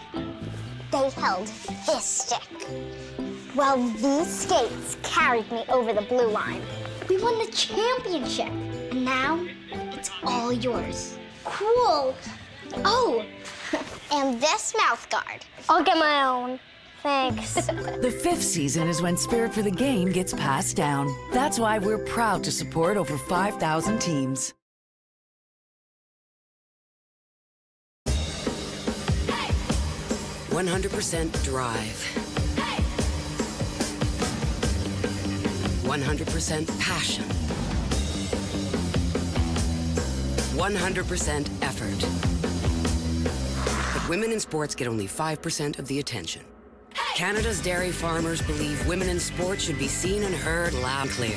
With Fueling Women's Champions, we're shining a light on women athletes at every level. Join us. #ChampionHer.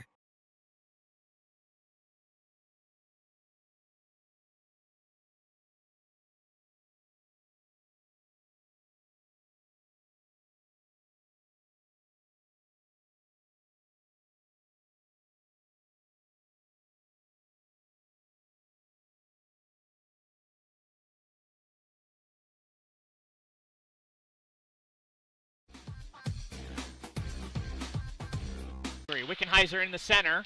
Brown gives chase, shot saved by Lacasse, rebound, score. That's a goal for Calgary, and it looks like that goal is going to go to Mo, who chipped it. Yeah, there's a little confusion coming off the bench. You mentioned the long change. First. Now Farrell.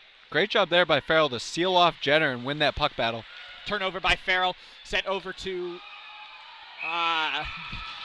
Jenner, Jenner to Esposito. Esposito just sticks it right by Lacasse, and it's 2-0 Calgary. Just has to beat Watchorn, but she's in the far side and chooses to hold the puck.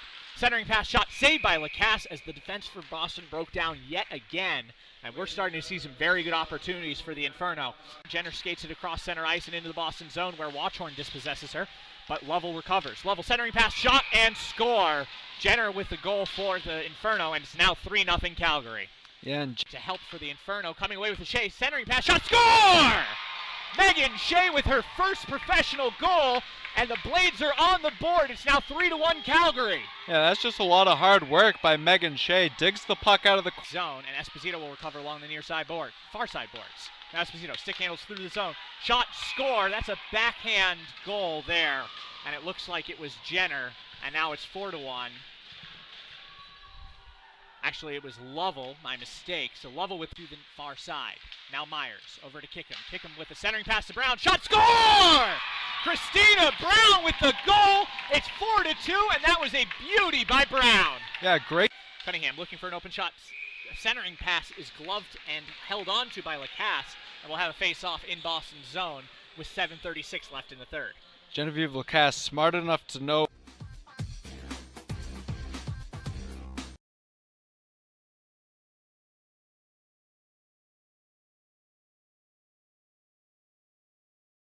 Welcome back to New England Sports Center here in Marlborough, Mass. My name is Chris Knobloch, joined by my broadcast partner, Steve Ventresca.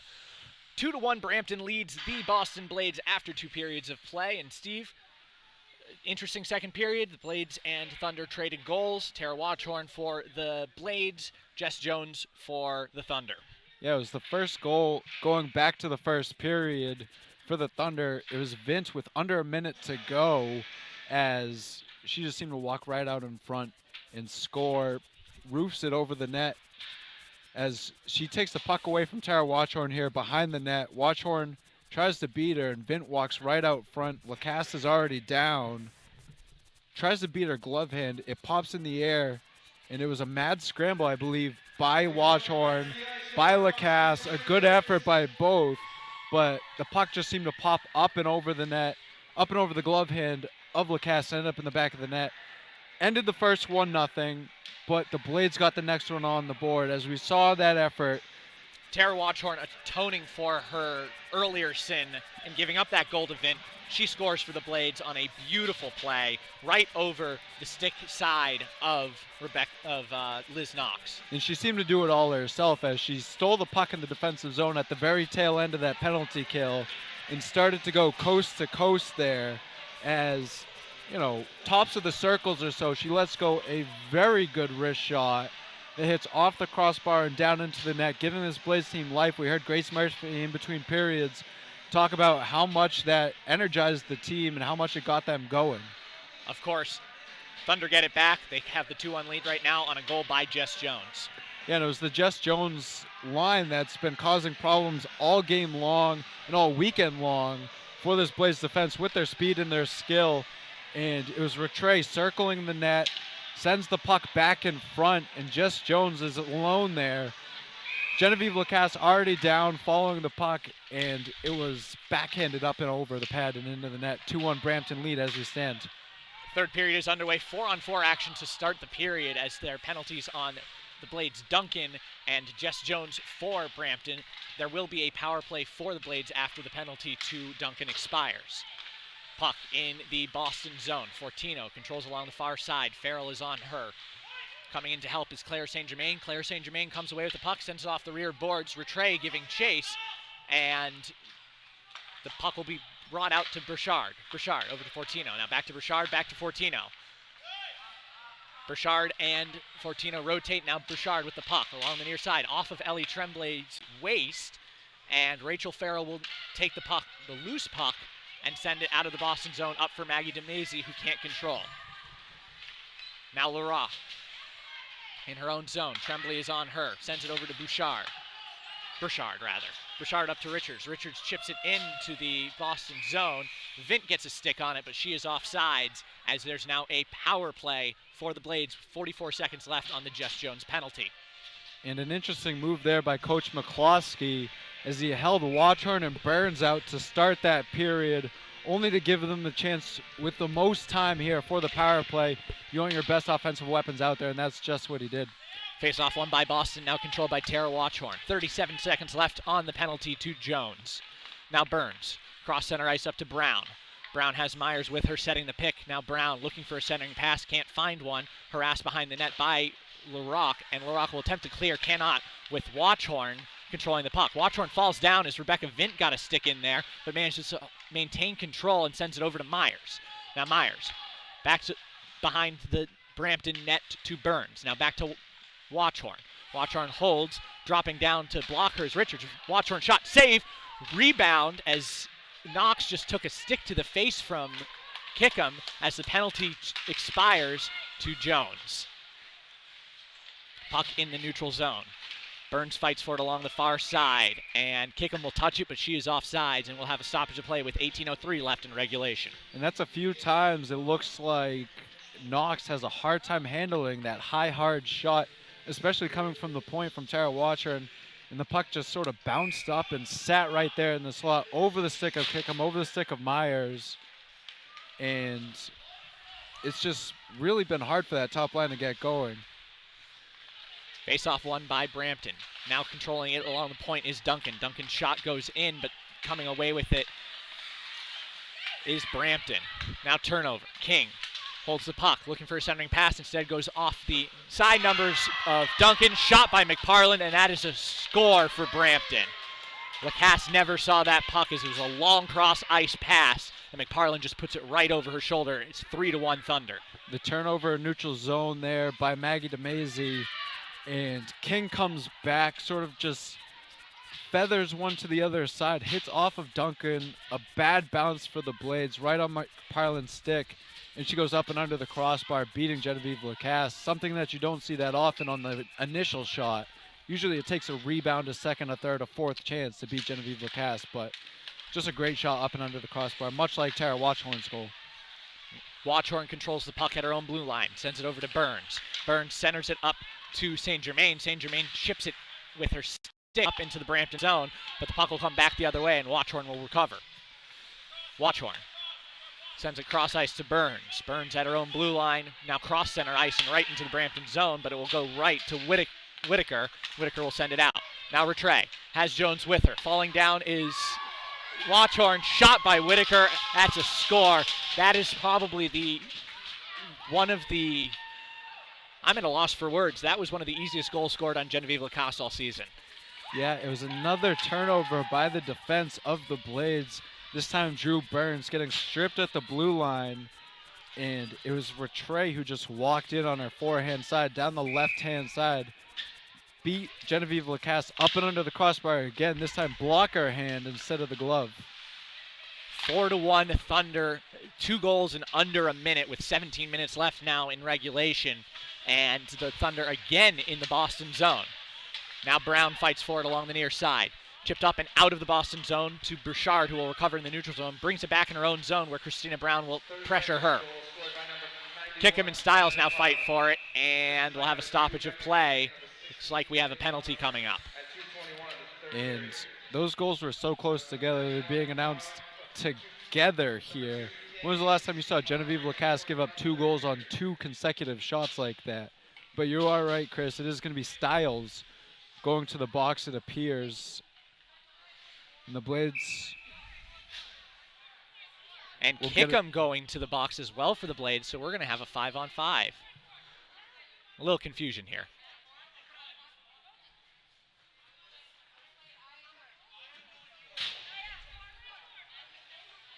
A little disagreement between the two teams and the two coaches if it's 5-on-5 or 4-on-4 with matching minors right now. And the refs are giving the explanation to each bench, it appears. It'll be 4-on-4. Face-off won by Boston. Duncan sends it into the Brampton zone. Now Myers back behind the net. Myers fights for the puck, sends it out to the point. DeMazy sends it on net, shot saved by Knox on a looping, almost an eephus shot, and we'll have a face-off in the Brampton zone. Yeah, I believe it was matching minors for roughing on Kickham and Styles. So that's how we ended up on 4-on-4. But more space, hopefully a little bit more creative opportunities for the Blades as they now send out their top D pair of Burns and Watchorn. Face-off in the Brampton zone on the far side face-off circle. It is Brown, Myers, Watchorn, and Burns out there for the Blades. Controlled by Brampton. Over in the corner is Rattray. Rattray over to Burchard. Burchard skates it with a lot of open ice into the Boston zone. Looking for a centering pass. Centers it. Shot saved there as Jones was looking for it. Now comes back the other way. Brown does not have any Blades with her. And poke check there by Fortino to rob the puck away from Brown. Now Burchard shot on Lacasse, save, rebound by Jones, another save off the chest. Not a lot on that Jones shot. Jones again recovers, and Burns will finally take the possession of the puck back behind the Boston net. Now Burns over to Watchorn as again Rebecca Vint is in the Boston zone. Vint and Watchorn go at it with Watchorn chipping the puck into the Brampton zone, will be controlled by the Thunder. Now Edney skates it across center ice. Looking for Vint. Burns is on her, and she will leave it off for Edney. Now Edney over to Larocque. Larocque to Simmons, back to Larocque. Larocque winds, fire, shot, save. Rebound goes all the way to the far near side boards, and Burns will recover, sending it to Watchorn right in the center of the ice. Now Watchorn chips it up to Tremblay, who can't control. There's a loose glove on the ice, and the puck bounces off that for an icing with 15:06 left in the third period. And Rebecca Vint has just been a thorn in Tara Watchorn's side all night long. I don't think she's going to be getting an invite to the Thanksgiving party at the Watchorn house, but I think the frustration, will boil over soon as you saw those two quick goals here in the third period. Hopefully the Blades can keep it together as they see this team for 4 more games after today. Watchorn controls the puck back behind her own net. McParland is on her. Turns it over to Montgomery. Montgomery has a clear shot in net. Shot, save, rebound, save again by Lacasse. Two beautiful save, shot again, save by Lacasse on the rock. Again, covers up the rebound. Genevieve Lacasse just kept the Blades in it all on her own. Unbelievable 4-save combination from the Hockey Canada goaltender. You saw McParland just look up to the rafters there as Montgomery had the first opportunity, not the best one. And then it was McParland who came across with a backhand in that right leg, again in the splits of Genevieve Lacasse, came out of nowhere before the glove hand on Larocque, and finally the cover-up on the rebound opportunity. Shea has the puck, one man to beat, and she cannot as Larocque gets back in her way. 2 Blades go down, and then Hannah Holm also goes down on the ice. Everyone's laughing about it. Shot, meanwhile, in the Boston end. Now a home run pass for Shea. She gets it, bats it into the Brampton zone. Playing it behind the net is Knox. Shea is right there, but Knox will play it off to Whitaker. Now Whitaker up to Simmons. Simmons cross center ice and into the Boston zone. And we'll have too many men for Brampton as they had 6 men on the ice for about 15 seconds. That was an interesting penalty. As we're sitting right behind the Brampton bench. They're all laughing about it. The refs are laughing about it. And if you look over on the other side, the Blades just have this, I guess it's the 1,000-yard stare at this point as they're sending out their first line on this power play. I can't really hear the bench too well if they were saying no or go. I don't think Rattray could understand that either. Rattray had one leg up over the boards and went on the ice, came back, went back out, and the refs finally caught it.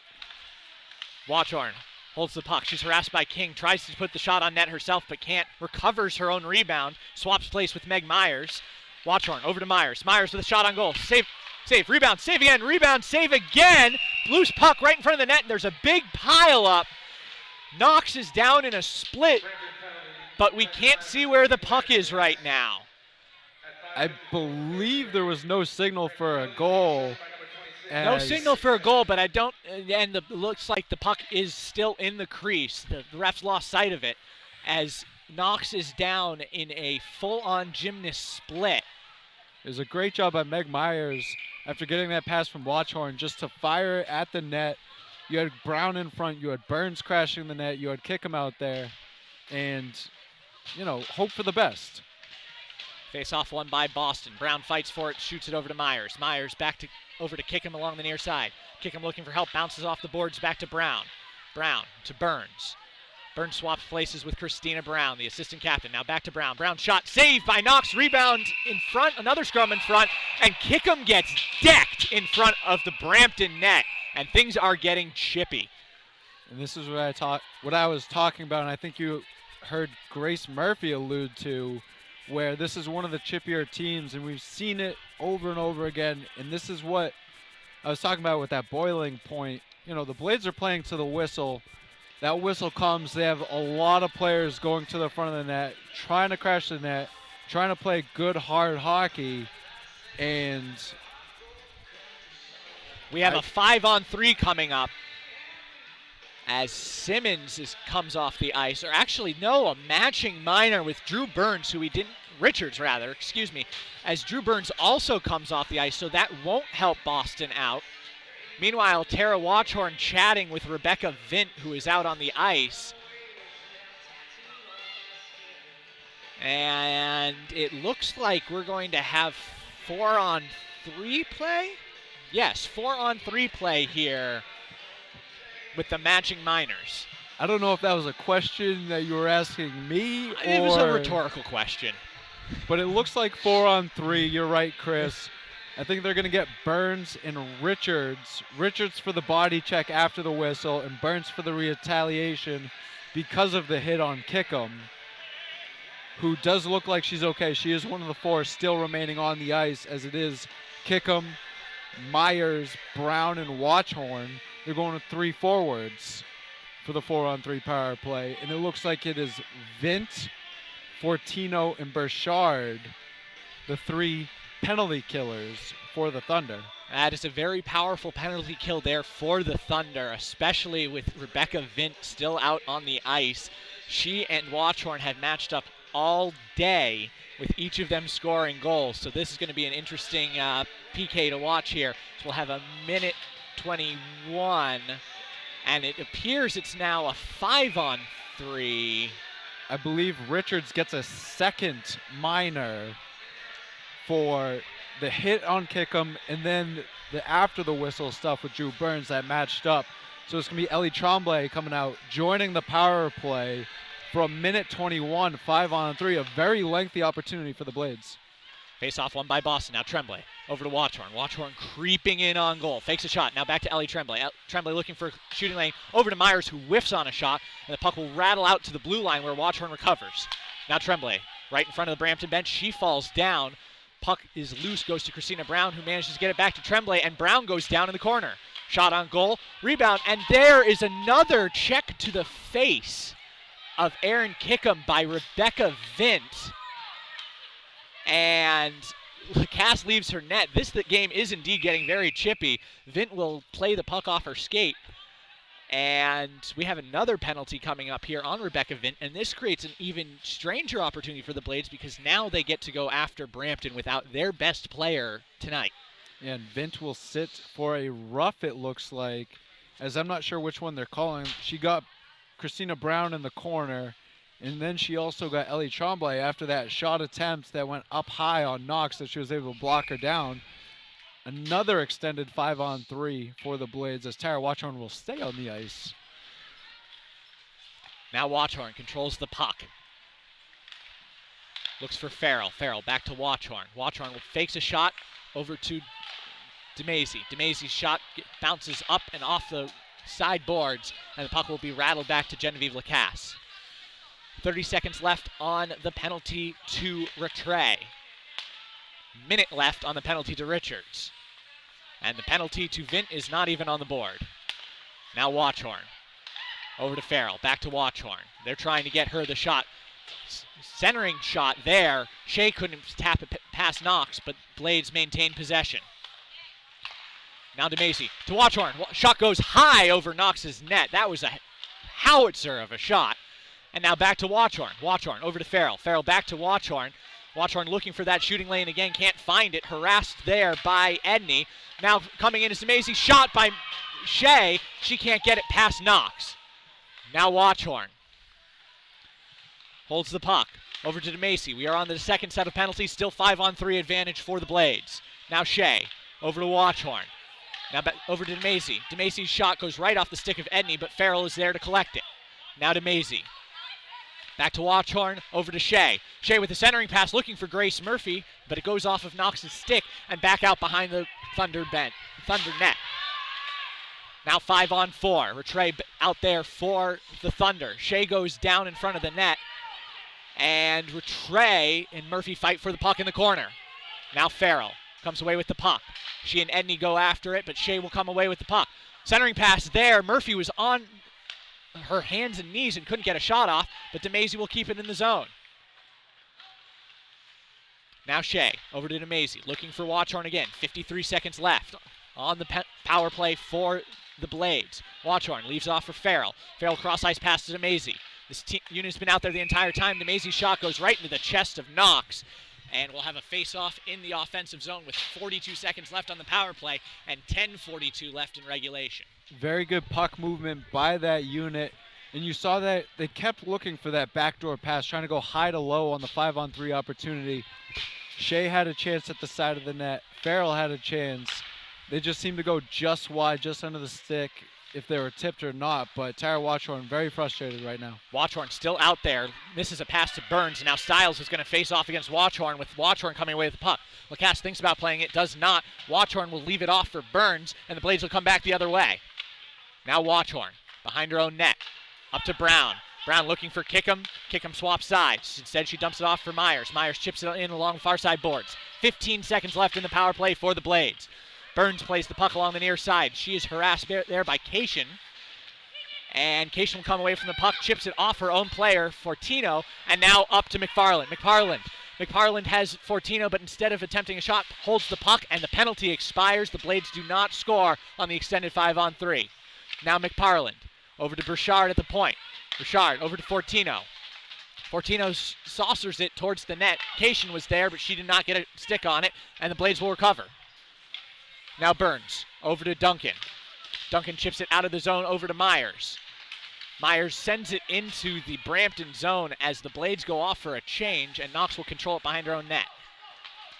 Now Fortino. Long pass to Cation, who tips it into the Boston zone. Hannah Holm is in there for the Thunder. She's looking for a centering pass, but no one else is there as Watchorn is again out on the ice. Watchorn will control the puck. Watchorn attempts a saucer pass to center ice. Lacasse will come out of the net to play the puck, and DeMacy will sky the puck out of the zone. Over for Shea. Shea has Giannino with her. One woman to beat Simmons. Giannino looks for a high tip in. She cannot as Knox comes down with it. It wouldn't have mattered as it would have been a high stick. Yeah, great outlet there by Maggie DeMacy, using the glass high and out, and it creates a 2-on-1 opportunity with Shea. Shea was able to corral that puck, but when she tried to saucer a pass over to Giannino, it gets tipped up. And like you said, Chris, a lacrosse play that definitely would not have counted if Giannino made contact. We have played 51 minutes of action as Jones comes in on a breakaway. She has Watchorn to beat and cannot. 51 minutes of action. Tara Watchorn's been out there for at least 40. Now, over to the point. That's Whitaker. Sends a shot on Lacasse. Sticked away. Sent over to Saint Germain. Saint Germain sends it in for Shea.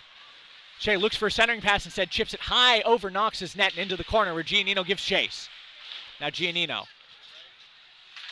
sends it back behind the Brampton net. It will be sent back around in the near side corner for Tremblay. Tremblay looking for a shot, instead runs right into Stiles, and Stiles will send it up to Jess Jones. Now Jones, she has Rattray with her. 2-on-2 here. So they have Duncan and Burns. And now a 3-on-2 as Richards joins the rush. Sent in on Lacasse, but it goes off the skates of Jess Jones, and now Boston will come out the other way. Tremblay brings it in herself. Sends it into the rear boards. She cannot control the puck, but Rachel Farrell will get to the puck first, sends it on Knox, and that is an easy save, chest save for Knox with 8 minutes even left in regulation. And desperation time is starting to sink in for the Blades, as you're just seeing everything be thrown towards the net. for this team. 8 minutes to go, down 3 goals in what we deemed sort of a must-win game before this one. If not, you're going to have to take the next 4 against Brampton.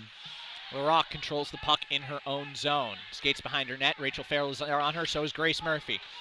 LaRock passes over to Edney. Edney cross-ice pass for McParland. Beautiful pass. McParland winds, fires. Saved there by Lacasse. Rebound again on Lacasse, and it shoots out to Rebecca Vint.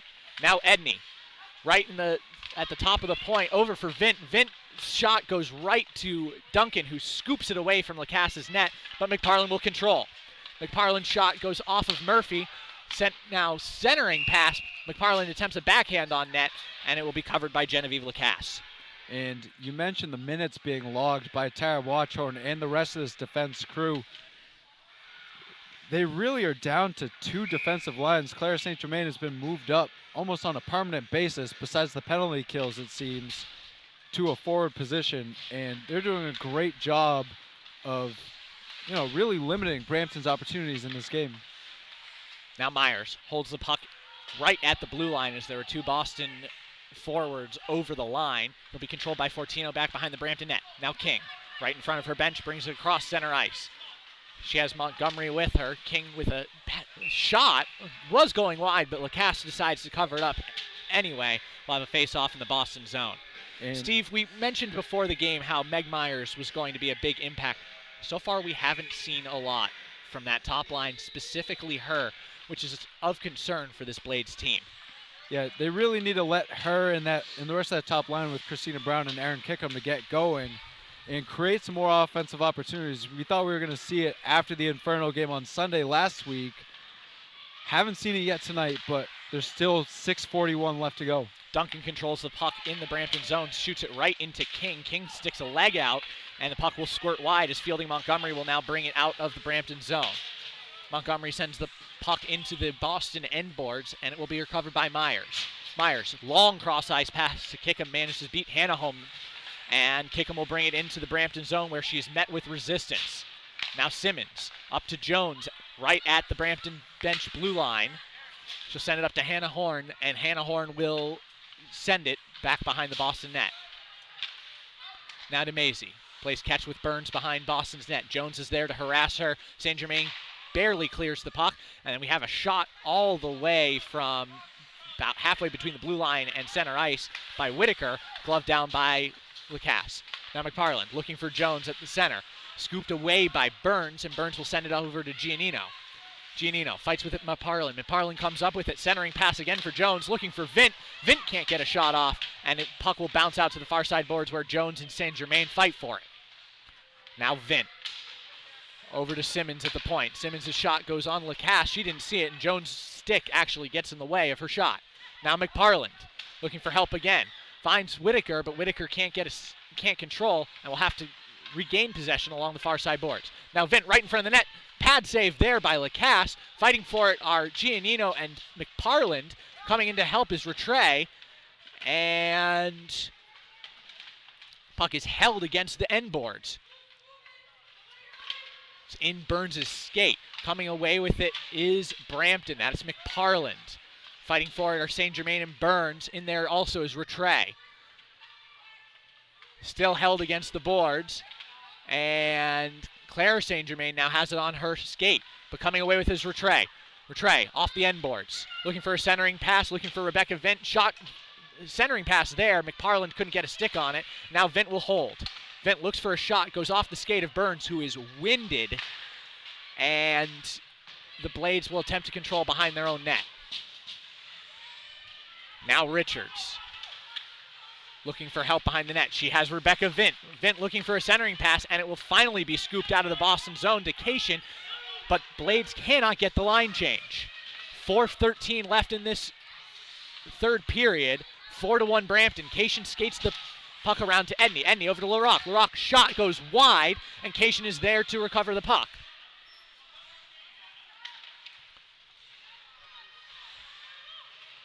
Fought for along the near side boards.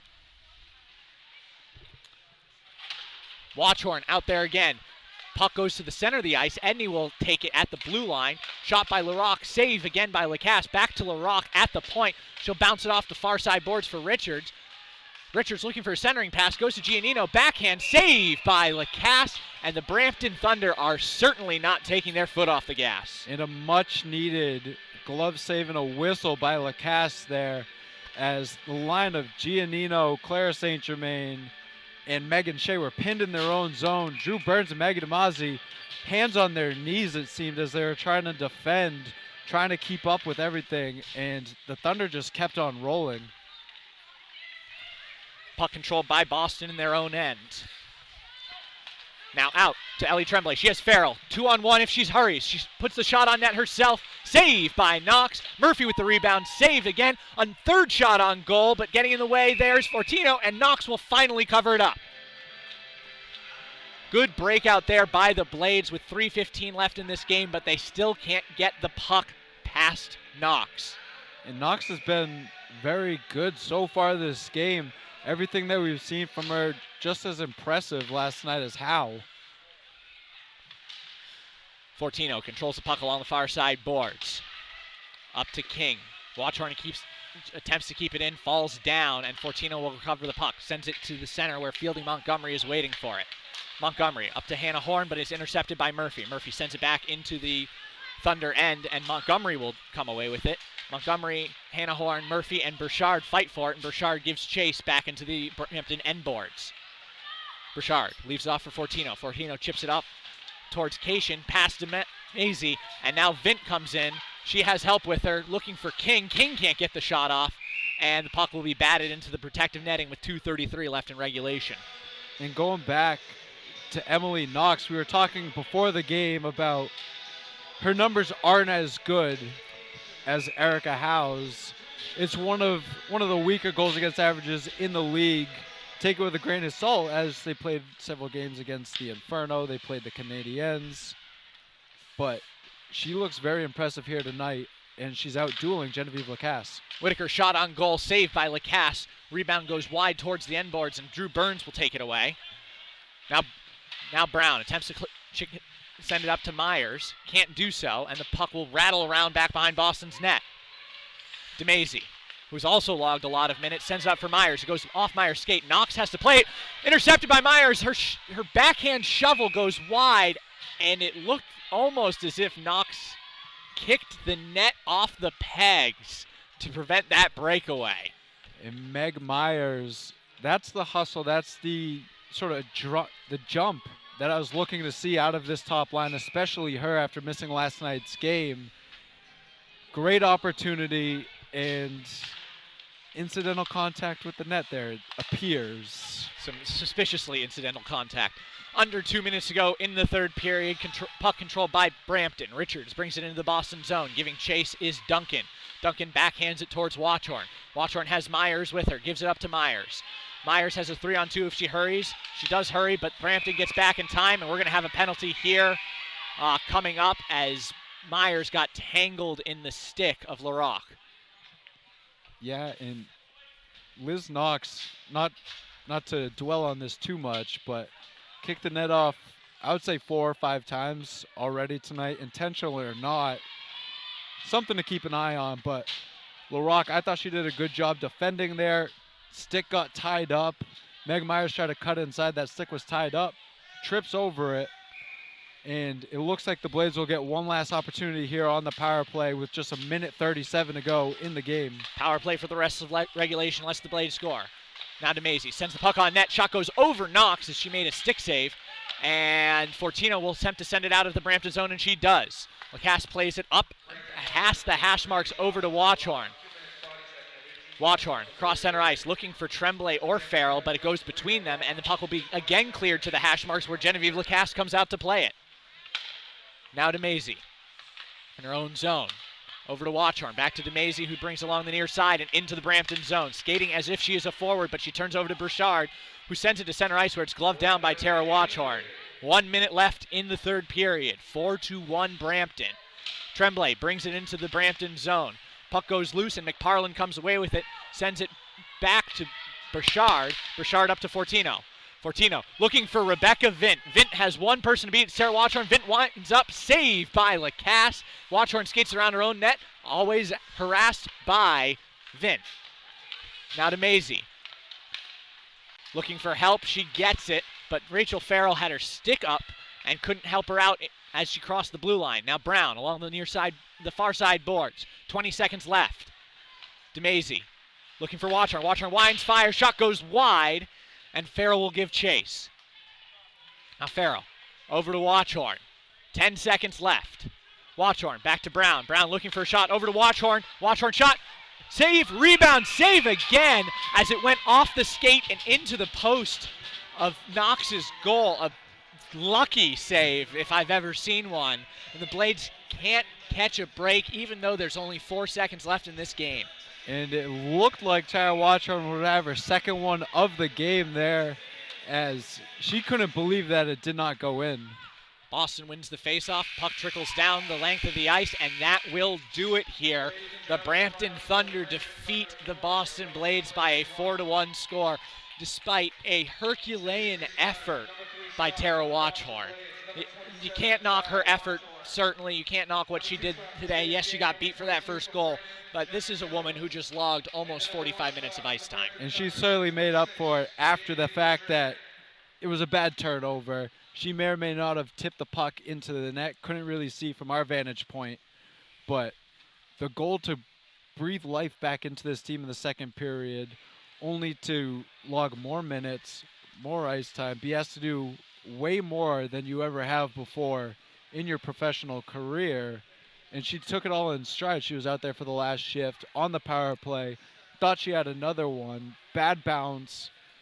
But how much can you really ask her to do? She's one person on a team.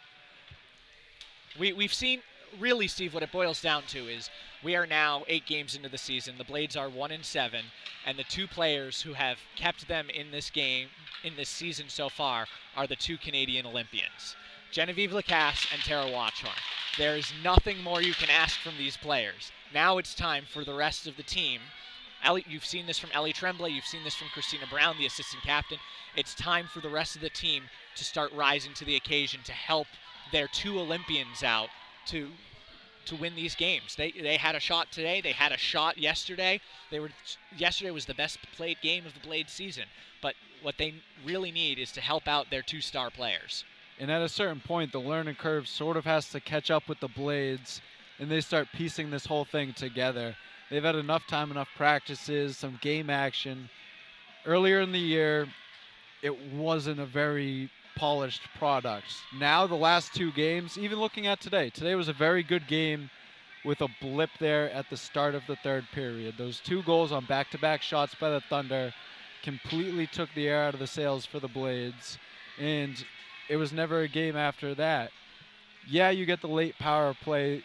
That shot by Tara Watchorn could have gone in, made it 4-2. But in reality, without those 2 goals, that ties it up. And you're playing very meaningful hockey here in Marlborough, trying to put together your first win in regulation. The Blades will face this Brampton Thunder team 4 more times in a row. 2 up in Brampton next weekend, as well as 2 back here in Marlborough in 2 weeks' time. Steve, do you have the Tim Hortons 3 stars of the game for us? I do. So, starting with the 3rd star, Tara Watchorn, we already mentioned it before. How much more could she have been asked to do for this Blades team? She got the lone goal for the team, logged X amount of minutes. Who knows how many she actually logged. The 2nd star, Jones, the game-deciding goal. The 2nd one, the backbreaker there. The 2nd straight game where she scored the game-winning goal, Jess Jones. And then also her line mate, Rattray, who was buzzing around the ice all night long, using the speed, using the skill. She had a goal and an assist. I believe she had the 4th one there, the final nail in the coffin, after McParland got the one on the shot just before. On almost a similar play, mirror image on the other side, Rattray strips Drew Burns, walks right in, beats Lacasse blocker hand instead of glove this time. And you have your 4-1 final there by Brampton. So, and although she wasn't a star, and this is unusual for us as the home team broadcasters with the Boston Blades, Rebecca Vint was unbelievable tonight. Back-checking, playing forward, really playing forward on a penalty kill, scoring almost at will. Yes, she only had the 1 goal, but man, did she put together one heck of a game for the Thunder. She would be an honorary 4th star if we had such a thing, but Yeah, she was a thorn in the sides all night long. She was went causing problems in the defensive zone, the offensive zone. And mostly for Tara Watchorn. She went toe-to-toe with an Olympian today and won. And that is something you really don't see all that often. Not at the CWHL. You don't see that at the NHL level. And it's just an unbelievable performance from her. And you could tell it was bothering Watchorn after the first goal that Vince scored. Watchorn made a conscious effort not to be too careless around her ever again, not to try and be too cute with the puck, make simple plays, and Vint was still motoring around, being like the Energizer Bunny out there on that second line, and she was phenomenal, causing a lot of havoc, a lot of breakups, and keeping the puck in the Blades zone for most of the night. We should give honorable mention to a couple of the Blades players as well, particularly Megan Shea, who in that third period showed a lot of heart. She was out there for that 5-on-3. Also Claire St. Germain, who, unlike her sister Sadie, is not a forward and yet was playing center on that third line. Shea and St. Germain today played quite well. Claire St. Germain winning face-offs, doing everything she was asked of, and Megan Shea going toe-to-toe with this Brampton defense, who outsized her pretty significantly and coming away with the puck multiple times to create scoring opportunities. Yeah, Claire St. Germain, I don't know if she was a forward in a past life, but she did a phenomenal job winning face-offs. And yes, we're sure it wasn't Sadie in her uniform. We checked, so. She did a great job winning face-offs. She was very sound positionally as a center. That's a lot of responsibility to just sort of throw someone right into the fire and say, hey, by the way, now you're playing center on our third line. And she took it all in stride. They asked her to play defense when Burns went in the box, play defense again when DeMazy went in the box, and then, jump out, you're back on forward the next line. And she did it all with a smile on her face. She did a great job centering that third line. They created a lot of chances, like you said, Chris, and brought a lot of energy to this game. And, the score wasn't exactly what you wanted it, but at the same time, you're playing a tough team. They have their own Canadian Olympians, and you got to find a way to get pucks in the net. It's as simple as that. You can stop them. Tara Watchorn, Drew Burns, the defensive core plus Genevieve Lacasse, that's enough to win games on the back end. You need to find a way to put the puck in the net. That will do it for this afternoon's game. The CWHL and CWHL Live would like to thank Canada's Dairy Farmers Fueling Women's Champions Program for their valuable support in presenting CWHL streaming in 2015-16. We'd also like to thank league sponsors Scotiabank, Sportsnet, Winsport, Bauer, Tim Hortons, Toyota, Molson Coors, the Globe and Mail, Bridgeforce, Porter, Gong Show, OMGs, the Calgary Flames, Toronto Maple Leafs, and the Montreal Canadiens for their invaluable support of the Canadian Women's Hockey League. That will do it for us here in NESC, New England Sports Center in Marlborough, as the next game on this ice is about to get underway. Final score here, Brampton Thunder 4, Boston Blades 1. We'll see you for our next broadcast. Thanks so much for watching. 100% drive. 100% passion. 100% effort. But women in sports get only 5% of the attention. Canada's dairy farmers believe women in sports should be seen and heard loud and clear.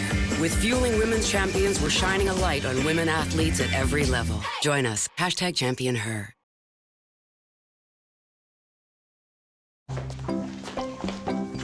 When I was 7, I wore these gloves. They held this stick.